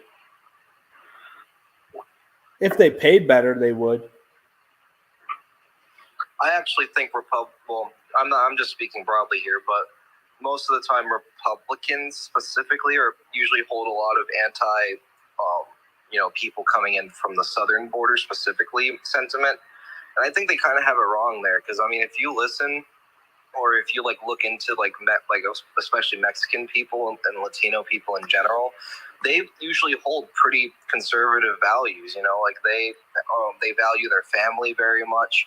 They're usually very Christian, and they're trying to get away from crime, because they come from a country where the cartels and all that shit are running rampant. They just don't want to put up with that shit. They want to move somewhere where they can raise their family in a somewhat safe manner. We want them to be legal. I don't buy that, man. I'm as southern as you can get as far as a Republican. I'm from South Georgia, and my stance, and I've got polish. I've been polishing the trailer. So I'm as southern as you can get. I'm from South Georgia, as close to Florida as you can get. And I have the utmost respect for every single person that works in the field. And I will tell you firsthand from college of an 8-acre field that there's not a white person, there's not a black person that will even consider or ask for a job. And I watch immigrants work from sun up to 2 hours past sundown, take money and do it day in, day out. I have the utmost respect for immigrants. Yeah, no, I agree with you there. They will do some of the work that some natural-born Americans, even myself, honestly, because I have a cushy work from home job. I do IT stuff, so I could never see myself working on a farm, 16, 18 hours a day. But that's what some of these people do. And yeah. Well, I will just say this, that's the major problem with our country, is that, we're too fucking privileged. Get back and pick your own damn cotton, grow your own damn food. This is what America was built upon, was pioneers, was homesteaders. And so that's the reason. That's one big reason why the country is falling, is because we outsource everything. So as opposed to outsourcing the labor with immigrants, do the damn work yourself. Plant a tomato plant. Have a chicken. It's very simple if you have the property to do so. And if you don't, help out your local farmer. I help out my local farmer. I shovel shit for milk. And I have a good paying job. I have my own business. Like, I make good money. But I go out there once a week. I shovel shit. And then I help clean their dairy room. Like, I help out the local farmer here. So you don't need immigrants. And the immigrants should stay in their own place. They would be much better off staying there. We can complain about the violence in their country, whatever, but they're going to fit in much more in the country in which they are from, where they have cultural ties to, where they have ancestral ties to. A lot of the Mexicans that are coming here aren't actually a lot of them are, you could say they're working hard, they're helping out in the fields, but there's also the fact that they don't send their best, as Trump said, and we know this historically, because if you look at what happened in the United States, when it was first being formed, immigration is war, guys. I don't know that you guys realize this or not, but historically, immigration is a tactic of war by foreign nations. So France, what it did back in the day to get people to move to the United States colony was say, hey, if you're prisoners, we want all the prisoners, all the prison men to marry prostitutes, and we will pay your way to go to the United States and the southern states. This is true. This is very true. And there was many other countries that did that for the United States, where they would send literally their prisoners, have them marry their prostitutes, and then they would get land in the United States and they would work over here. So immigration has always been a tactic of war.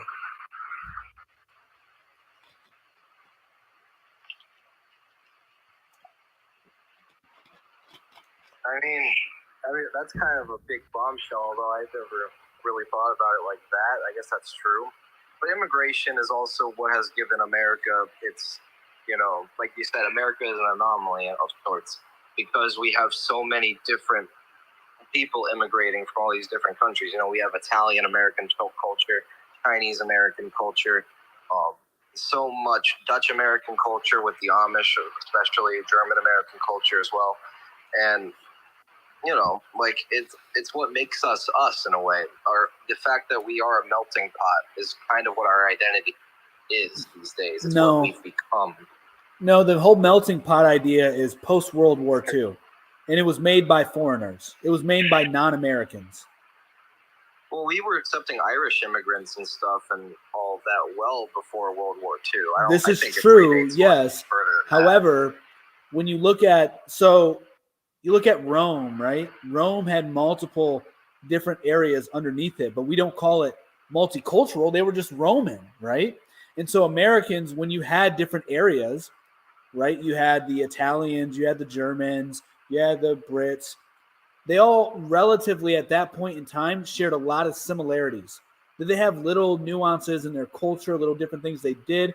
Of course, but by and large, there were so many common things that they shared. And so then it was Ted Kennedy who wrote the law in like 1960s to change who we allow in the country as far as immigration goes. And then we started allowing cultures in here that are completely opposite of the American culture. And so while we did have multiple people from different countries moving to America, they all relatively shared similar traditions because of their history. A lot of times they were under the same empire. They have a lot of historical connections. So to make the art, so that's the other thing to consider too. Like, while we did have different communities, different languages were being spoke, they had similar traditions. It wasn't as divided as it is now with cultures. We've totally done away with that. Nobody can even describe what America is. America no longer is a thing. It's an idea, which means that the idea can change at a whim. When you look at China, China isn't a fucking idea. China is a nation. Like, you can't go over to China, get a Chinese passport, learn Mandarin, and become Chinese. That's very true. A lot of countries are like that. They also have population control.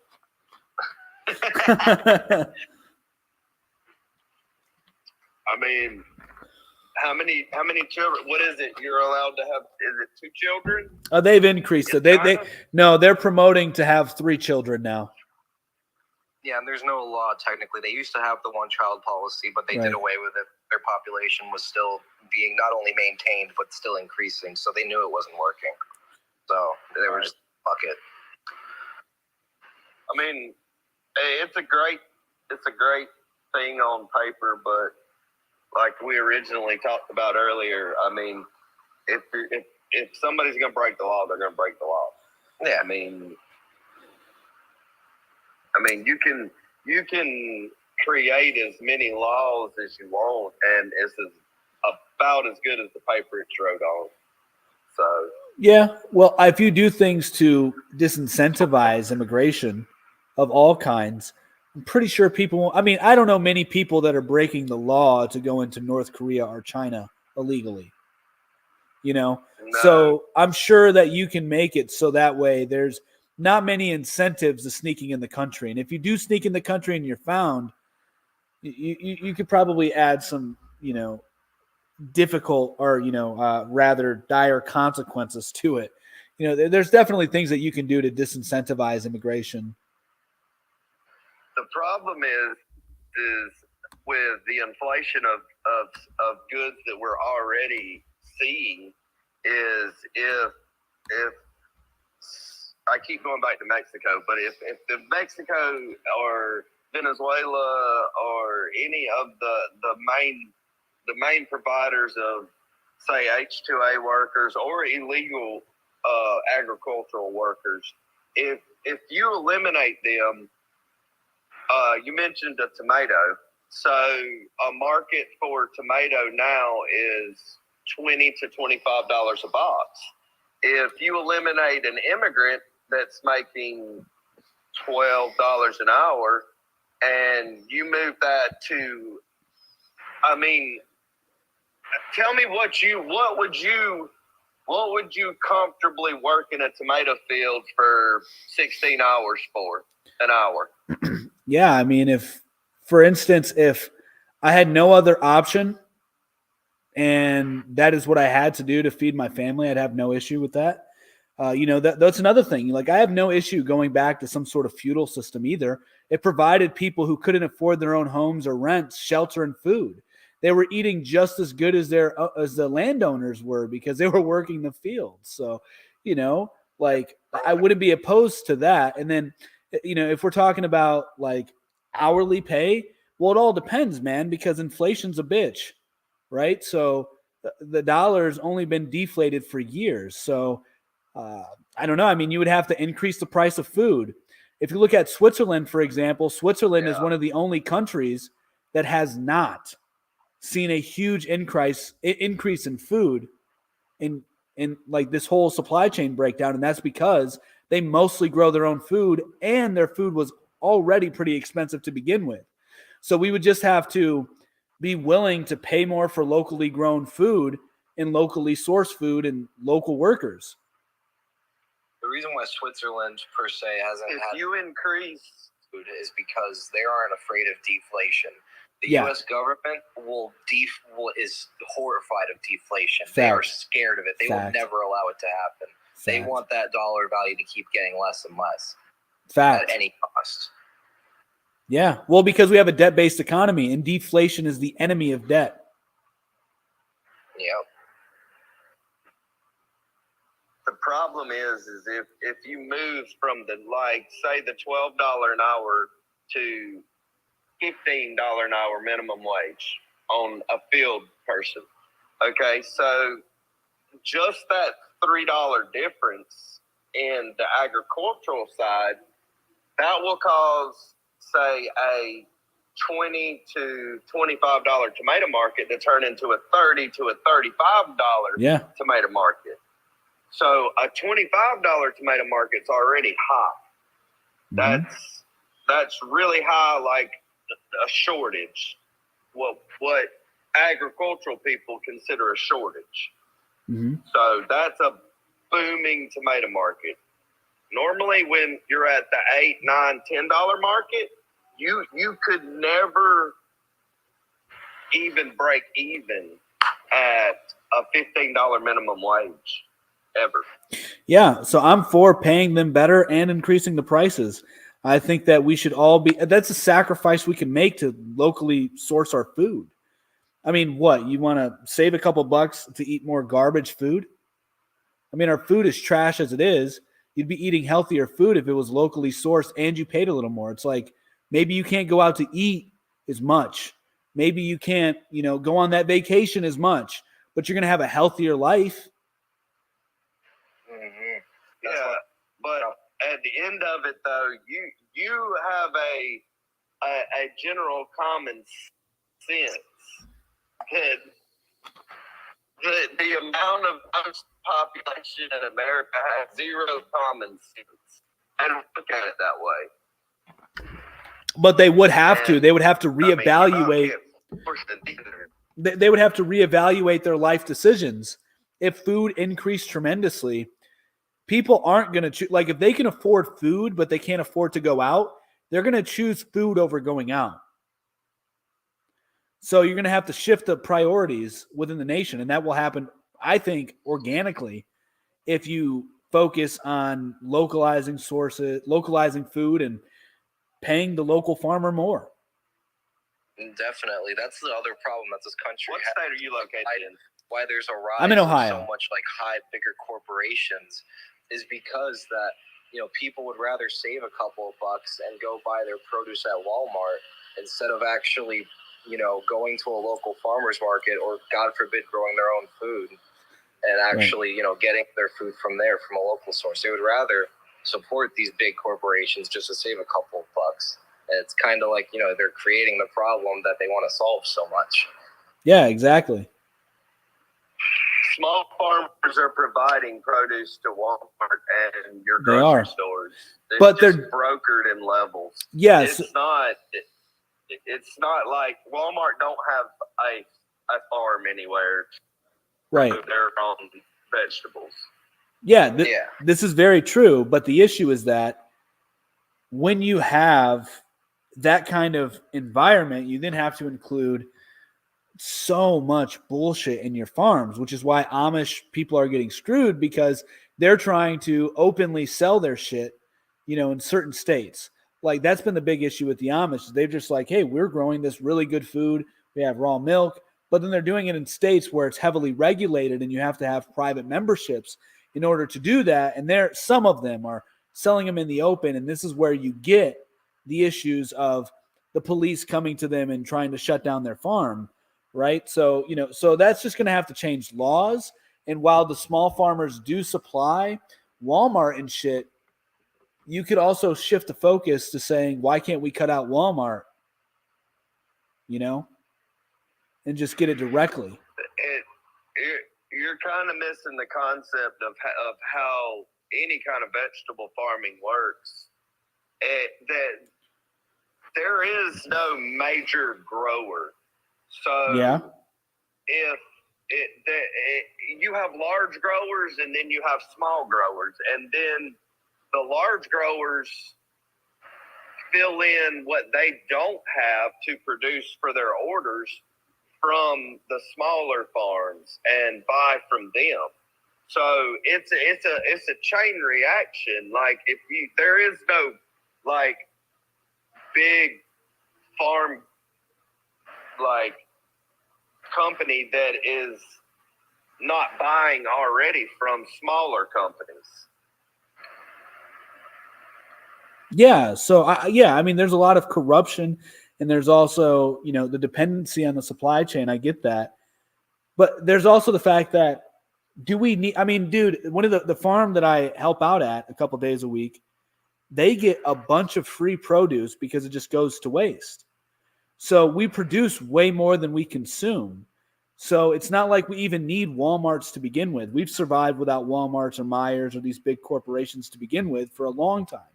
Now, you may not be able to sustain the level of population that we currently have based on the reduction of food, but that could be a good thing. Not to interject, but Boz Bruno has been begging to come up here in the box for a little bit now in the chat. I'm not sure if you made a request to come in, but Yeah, I see him. But Patrick, he's been very quiet. You know, he can interject anytime he wants. He's been waiting to come up here. I don't know if he has anything he would like to add. Yeah, it's true. He's been a warrior in the chat. Patrick, you there? His mic's muted. Yeah, I see that. Let's see if I can unmute it. I can not do that. All right. Also, I want to talk about this real quick because I see a lot of people in the chat right now are talking about taxation and how it's theft. You know, with America, you know, we were founded on. I mean, our whole fucking tax on that we didn't want, but taxes, generally speaking, although right now we do have to bring that lower first, taxes are the subscription for living in a country that if you want to, like, no one's forcing you to stay in a country where the taxes are insanely high. You can go move to another country with lower taxes at any time. But, if you want to live in a more modernized society where you have representatives and you have public roads and you have all these different public resources, you're going to have to pay into that system a little bit. That's what taxes are. That's what they're about. I mean, there are a lot of unnecessary taxes out there. I'm not saying there aren't, that there very much are. It's just that taxes are a necessary tool for civilized society to exist. It's not just like flat out theft. I agree with that. Patrick, man, you're unmuted now. Say something. Give us your talk. Can't connect. My mic shows unmuted. It shows you're muted. It shows that you're not muted right now. Can you hear me? I can. Okay. I'll wait for Patrick. No, We can hear I'm you. not gonna. You can hear me? We can. Oh, good. But it's not showing me in the box. That's all right. At least we can hear your voice. That's the most important thing. Yeah, voice is heard, my friend. Maybe a little light. So Well, you've been waiting for a long time, man. Even Yeah, before yeah. these two guys have been in here. So what's up? Yeah. Well, I was really on the gun control thing, but you guys kind of covered that pretty much. Fair enough. Pretty good job. I just the only thing I think if you want to raise a 25-year-old to buy a gun, the military should be 25 years old. I agree. Do you agree? Yep. I think the military should be as young as possible and most agile because our opponents are going to be young and agile. How do you have a 25-year-old really battle out with someone who's with a gun, probably about 14 to 17, because their rules are slightly different than ours? And if we're going into a larger battle, they're going to be grabbing everybody from the youngest to the oldest, anybody that can hold a gun. That's just war. Yeah, no. That's what I agree with. that An 18-year-old has been going into the service for long as we existed and younger. My father-in-law was grabbed out of high school at 17 years old and was put into Germany. So I just don't completely agree with the 25-year-old idea. well, And also, a lot of kids, they graduate from high school and they have no intentions of going to college. They have no direction. Well, you put them in the military, they become a solid citizen. Yeah, but I mean, poor people have been the fodder for our military ever since we've had a military. That's the whole point of incentivizing younger and poorer subgroups. I mean, minority groups is basically what I'm saying, because it is easier to keep that machine going if you keep feeding it with people. So you have to, it's not like back in the day where, knights were just nobles, and it's like, no, man, anybody that could carry a weapon was drafted. It's just, that's war, Yeah, absolutely. I mean, I'm pretty sure there are 12-year-olds in Ukraine right now fighting for their lives. I can guarantee it. Yeah, probably. You know, and I bet you anything that we don't want to admit that underage people are probably doing the equivalent of what a special forces person would do because they're smaller and they're faster. It's like, what do you decide to do to win? So, you know, I mean, and I'm not talking about morals. I'm talking about winning. Yeah. We can talk about the morals of a modern culture and how that's wrong to do, or do you want to win the war? Yeah, so I totally get where you're coming from No entirely. government's going to consider morals. Well, so I want to add this. Not a single one. So I want to add this to the conversation because I totally understand where you're coming from, that in a war scenario, like boots on the ground in your country, you're going to have every man of fighting age, whatever that may be. If they can pick up a gun, they're going to fight, right? I totally get that. However, if you do have a choice in America, for example, there ain't no wars fought on our soil yet. Hopefully there won't be. But as far as joining the military, I still would make the argument that 25 is a fair age. And the reason I say that is not only are you cognitively at your peak and fully developed, but as a man, you are at your physical peak in your, about 25 to 30. You will never be as strong, as flexible, as fast as you are when you're 25 to 30. 30 is about the average time a man peaks, and that will be the strongest, most active, flexible that he would be. Isn't that normally when most athletes retire? But you're talking about, but hang on. That's not a fair analogy because that's like hardcore sports. But if you're just talking about physicality, like if they haven't been getting hit for 10 years, right? You have to think the athletes that are making it to the pros have been getting hit for 20 years of their life. So their body's taking a bigger beating than somebody who may have just been physically training, shooting gun, whatever it may be, and then they decide at 25 to join. So it's not a fair analogy. Okay, how about this? Wouldn't you say that, let's just use the Olympics, for example. Let's not use like mainstream sports. Let's use the Olympics, for example. Doesn't it seem rather, it seems traditional to have these, especially with gymnastics. I'm going to just bring up gymnastics, that it seems that the 14-year-old is going to kick the shit out of the 25-year-old in agility. I don't know. So I hear what you're saying, but I don't necessarily agree with it. I don't think I agree with the point that a 14-year-old is more agile than a 25-year-old. I mean, yeah, they're not even coming each. They're smaller, and that's just one name that pops up to my head. The Miller kid. But you're talking about freak examples. But you're talking. But hang on, you're talking about anomalies, man. You're talking about exceptions. Yeah, the average. Yeah, that is exceptions. On average, the peak is going to be between 25. You're going to enter in your physical prime in like 25. And then once you hit 30, you'll be ideally, this is average, you will then be at your peak as a man. And then after that, you start to decline. But ideally, you shouldn't be in fucking war for 5 years to begin with. Hopefully your politicians, your diplomats, the bureaucrats can do things to, get you out of the war within 5 years. I think a war being fought for 5 years is far too long. I know that's an idealistic worldview. I get it. But at the same time, I understand where you're coming from. If war is being fought on your own territory, all rules out the window. Like, yeah, if I had if somebody were to come into my home, my wife's picking up a gun to help. Like that's something that's just obviously different. Amen. Okay, to jump off this topic too, to go what I originally wanted to talk about. Don't you think it would be rather interesting if we could start doing more urban gardens?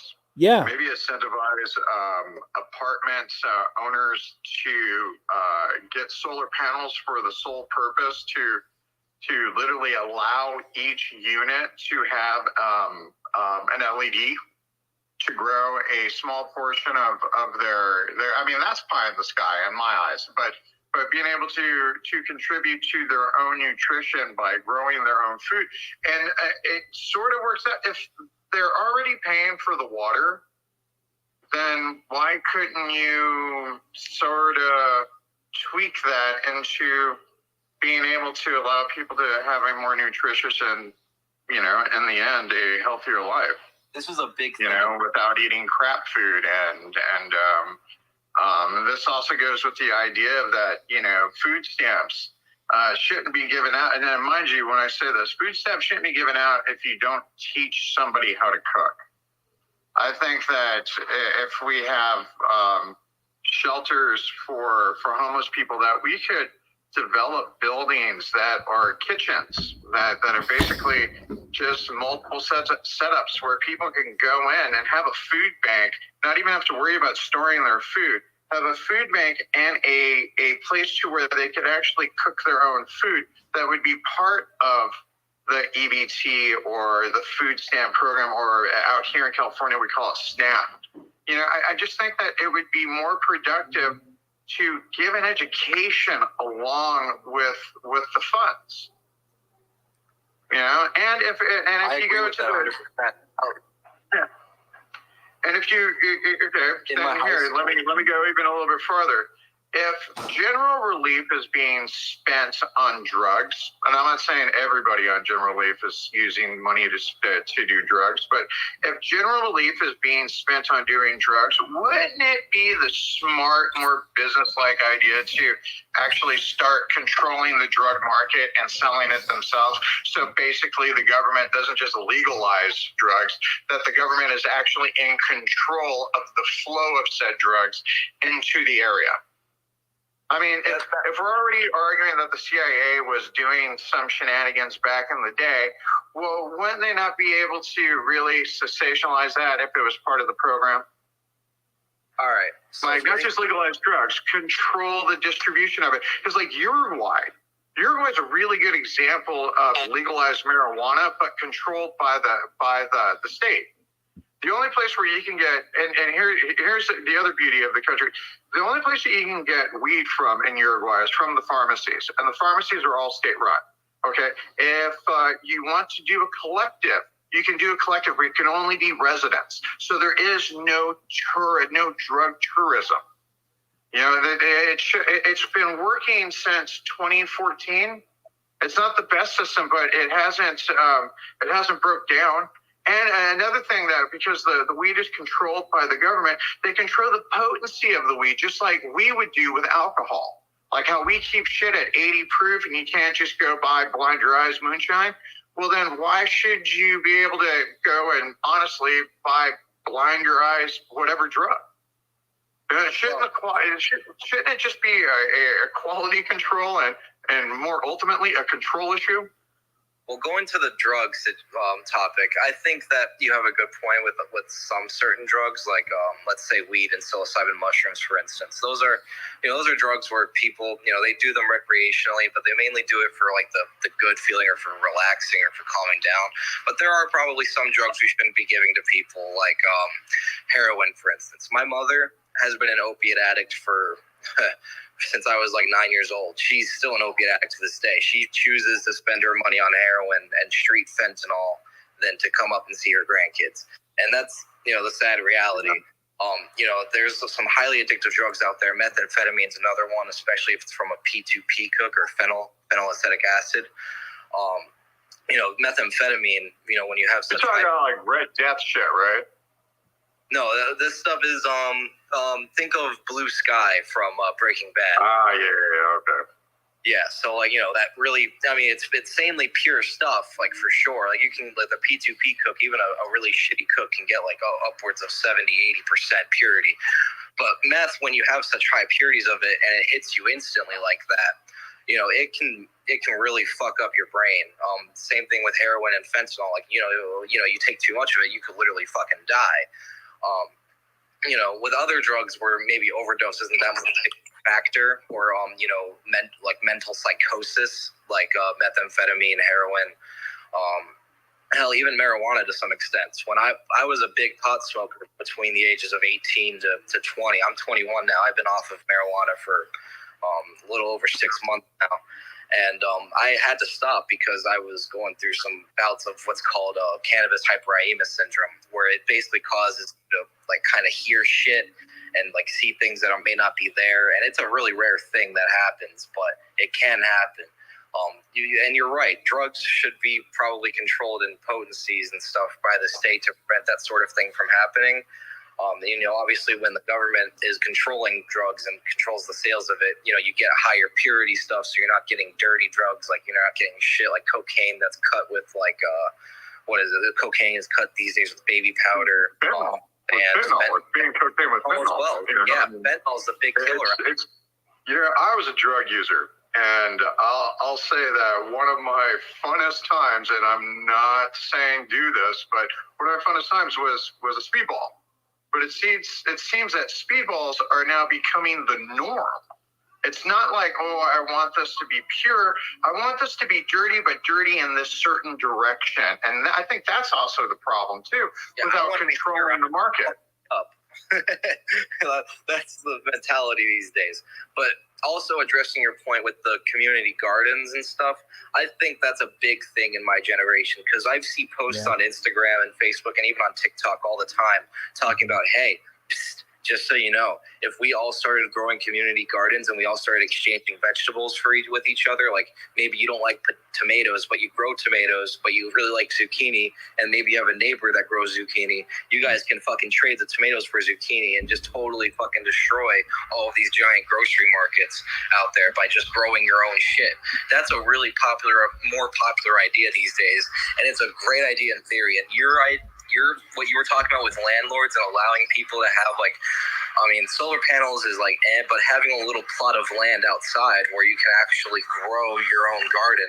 Like my landlord, we have a nice big backyard. We have, areas where we can grow in our gardens. We have a little spice garden in our backyard. We grow our fresh basil. We grow rosemary. We don't do anything too big yet because I'm not a big cultivar. I'm not the master cultivist, and there are some certain crops that I still have to learn how to understand how to grow. But definitely community gardens are a big thing. I think they're going to become a bigger thing with this newer generation, because we all love the idea of doing it. Yeah, 100%, man. I see the same thing. We're relatively close in age. I'm just 5 years older than you, and I'm witnessing the same transition as well. And I just want to touch on the whole drug thing, because I come from it from a different perspective. I think that there should only the drugs that grow naturally from the ground, don't need any alteration whatsoever. So that takes cocaine, heroin out of the equation. But not heroin. Heroin can be grown. Take opium out of the equation. Yeah. Well, no, you can use the poppy plant. Poppies can be used. The latex comes from it's the staff out of the pod. So that's Yeah, so I'm not against opiates. I've seen the process, that the alteration process can be done literally in the middle of nowhere with people who don't even know how to read. Like changing the product into what is closer to heroin, then it's literally like changing the pH on it. It shocked me, and this is something that you can find on National Geographic, and this is not something that is hidden or outside of public view. When I saw it, I was shocked, and I think I saw it on YouTube. And the guy it was like a homemade pot, and it was a square thing too. It wasn't even round; it was square, and I was like, wow. And I watched these people change their product, and then they got more money for it. And they're dirt poor, don't know how to read people. So that's something that we probably need to change too, is making sure that we have education to prevent people from having to do that. Yeah. So let me change my statement a little bit then. So just to clarify, I am for the legal use of natural drugs because they have a purpose. However, they should be very restrictive to doctor prescriptions, as you were alluding to before. And then anything that's on the street that is done recreationally or illegally, however you want to word it, I think that there should be very, very heavy penalties for it. Using and dealing, extremely heavy. I think that can go a little bit weirdly. That's to me anyways, that's a strange line to draw, because there are certain drugs that are, synthetically made, like LSD, for instance. You always hear it all the time on the street. This is research grade LSD. It's pure. But LSD, people I mean, yeah, it can cause psychosis if you use it a lot. Same with psilocybin mushrooms. But with LSD, people aren't going to go out murdering people. LSD doesn't pose as much of a risk or a threat as, say, methamphetamine, which is definitely manufactured. Yeah, which is why I'm specifying natural for medicinal, like for their intended purposes, natural. And then anything that's not natural, anything, even if it is natural and it's being used recreationally, I think that there should be a very, like, you're going to lose your fucking freedom for like 20, 30 years for being caught with any paraphernalia and you don't have the proper certification, license, whatever, showing that, hey, you have a condition to use said drug, or if you're caught with methamphetamine, there's no exception for that. So anything that's synthetic, not natural, is automatic, like very, very steep prison sentence for both users and dealers. Yeah, so that's my take on it. I'm very against recreational use of drugs. I too have had family members who OD'd, died from fentanyl, heroin, and shit. So it's not just personal either. I just try to look at it from a more objective point of view. Will the society be better if it's recreational and you can just use it at will, even if the government does control it? I don't think so. I think that you then have a population of ever increasing degenerates. I agree.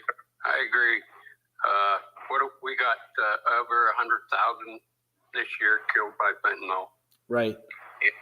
I'm waiting for the day. Fentanyl is just so crazily easy to make. It's worse than the amphetamine outbreak of like all the small cooks. It's bad, man. It kills way more people than any other drug. It's really scary because it's because it's so fucking cheap. Because you only need a small amount of fentanyl to get that same high you would get from heroin. It's cheaper to transport. It's cheaper. That's the thing. You're not getting it. From what I hear from users, and mind you, I am not a user of either one, and I never really was, except a few times. But my point being is that it's like Michael Jackson. Remember when Michael Jackson died? You're like, wait a minute, he died because he wanted to go to sleep? And it's like, literally, we have an entire nation of people who don't want euphoria. They just want to check the fuck out. And I mean, like, dude, if that doesn't scream the problem of just the fabric ripping, I don't know what does, man. I mean, it's almost by design. Like, I always said this as a kid when I was a little more anarchistic and politically active, that America is not going to be invaded. It's going to get eaten alive from the inside like cancer. Yeah. And then that's the weapon. I mean, it's just like, I can make an assumption that if somebody really wanted the slow game, like China, that I would be investing in slow problems that just slowly build over time. It's like water torture. That little drop of water on the forehead until it just breaks the person. And that's what it feels like, what has been done to us, that they literally found our vice and then they just exploited it to the advantage of whoever was willing to profit from it. So it's just, I don't get it. I don't get it. I mean, it's almost like design. Because if it I don't understand how the hippie movement died out. And how did the hippie movement really even start anyways, man? It didn't. I mean, it's just... We're just quiet. Love drugs and rock and roll. I was one of them. Oh, yeah? Yeah. Especially in my generation, there's a whole giant group of people that still smoke weed. We still be doing magic mushrooms for spiritual purposes. We still be listening to some fire-ass music. We're just quieter about it because all that shit is still illegal, and we don't want to ruin our lives over enjoying ourselves. You brought something up, but I want to bring up like the header behind you. It's like FBI is better than the FBI. How come it's like, since we have the FBI, why do we need Homeland Security? I mean, like that should be a bigger conversation. Like, if the FBI worked really, really good, why did you need to make an entirely different organization that completely envelops the FBI now? Well, the FBI is both under the DOJ and Homeland Security. They're tasked with different things. It's not like the FBI does everything the Homeland Security does, and vice versa. And the My FBI, question is America better off because of Homeland Security, or is it worse off 21 years later? Like, can we look back in retrospect and say, was this a good experiment, or is this catastrophic failure and now they're too powerful and we can't do anything about it now? I don't know, man. You know what I mean? Like, it seems like we elected a Stasi, and we're so comfortable with that decision that we allow the Stasi to do whatever they want because they give us power things that we can just nibble on a little bit and say, see, they're good for us. They're good for us. And I don't want to go into What's that, but Stasi? it seems like SAs that like it's like we picked a new boogeyman, and we were very, very happy with, even though there was 1,000 different types of boogeymans before, but we were very, very happy with the select few that we have decided to advertise. What's a Stasi? I think that's what I'm trying to say. Is like like I don't know, man. It seems like we elected a group of people to exploit our fears of the boogeyman.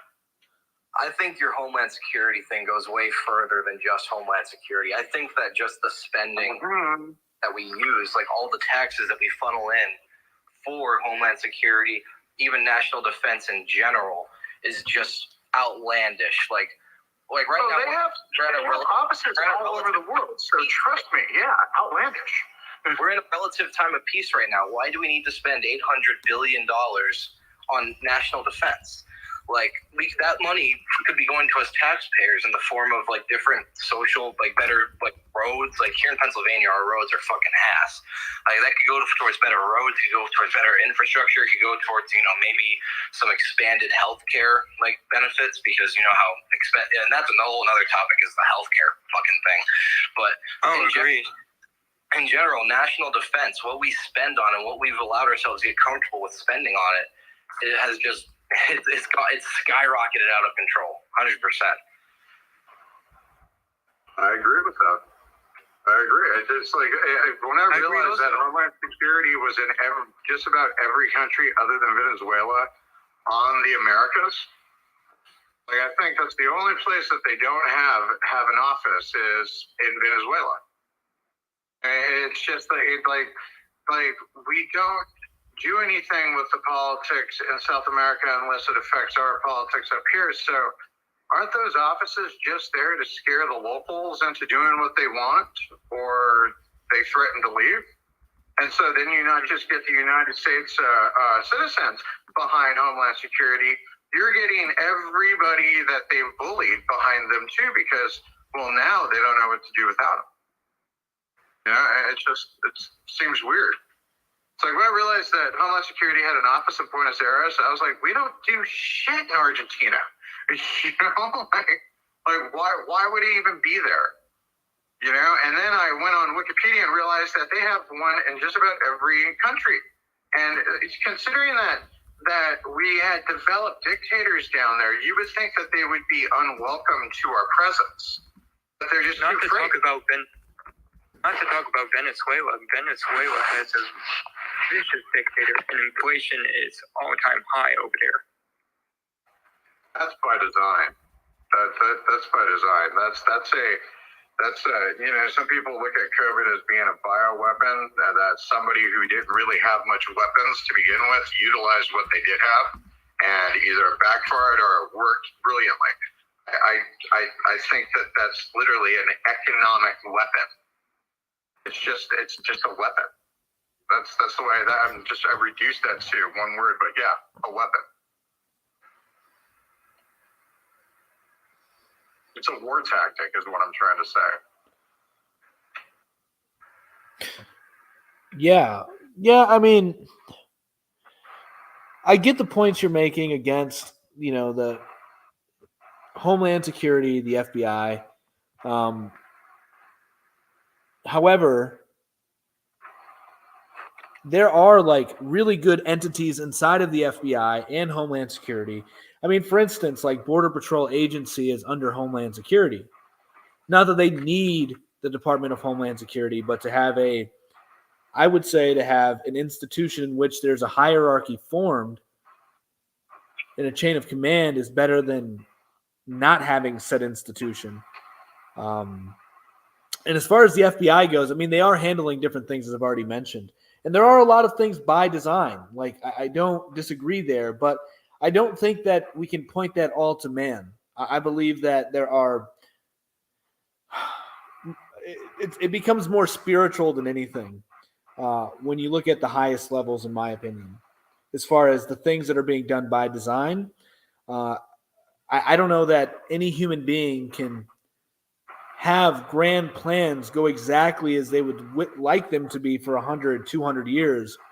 You know, it's something more, it's supernatural. You know, I don't even know that it's design. I don't know, man. Yeah, whatever, man. Well, hey, man, it was a pleasure talking to you. I'm going to move on with my night, and thank you so much for giving me the chance to dialogue with you. I appreciate it. Yeah, man. Thanks for coming up. Yeah. All right. You have a good night as well. The FBI has become a political weapon against the people. I don't know about that. But, all right, guys. I'm going to get out of here. It's been a good stream. Much love. MOT Media, everything. Be sure to check us out. And, yeah, we'll be back here tomorrow. Peace.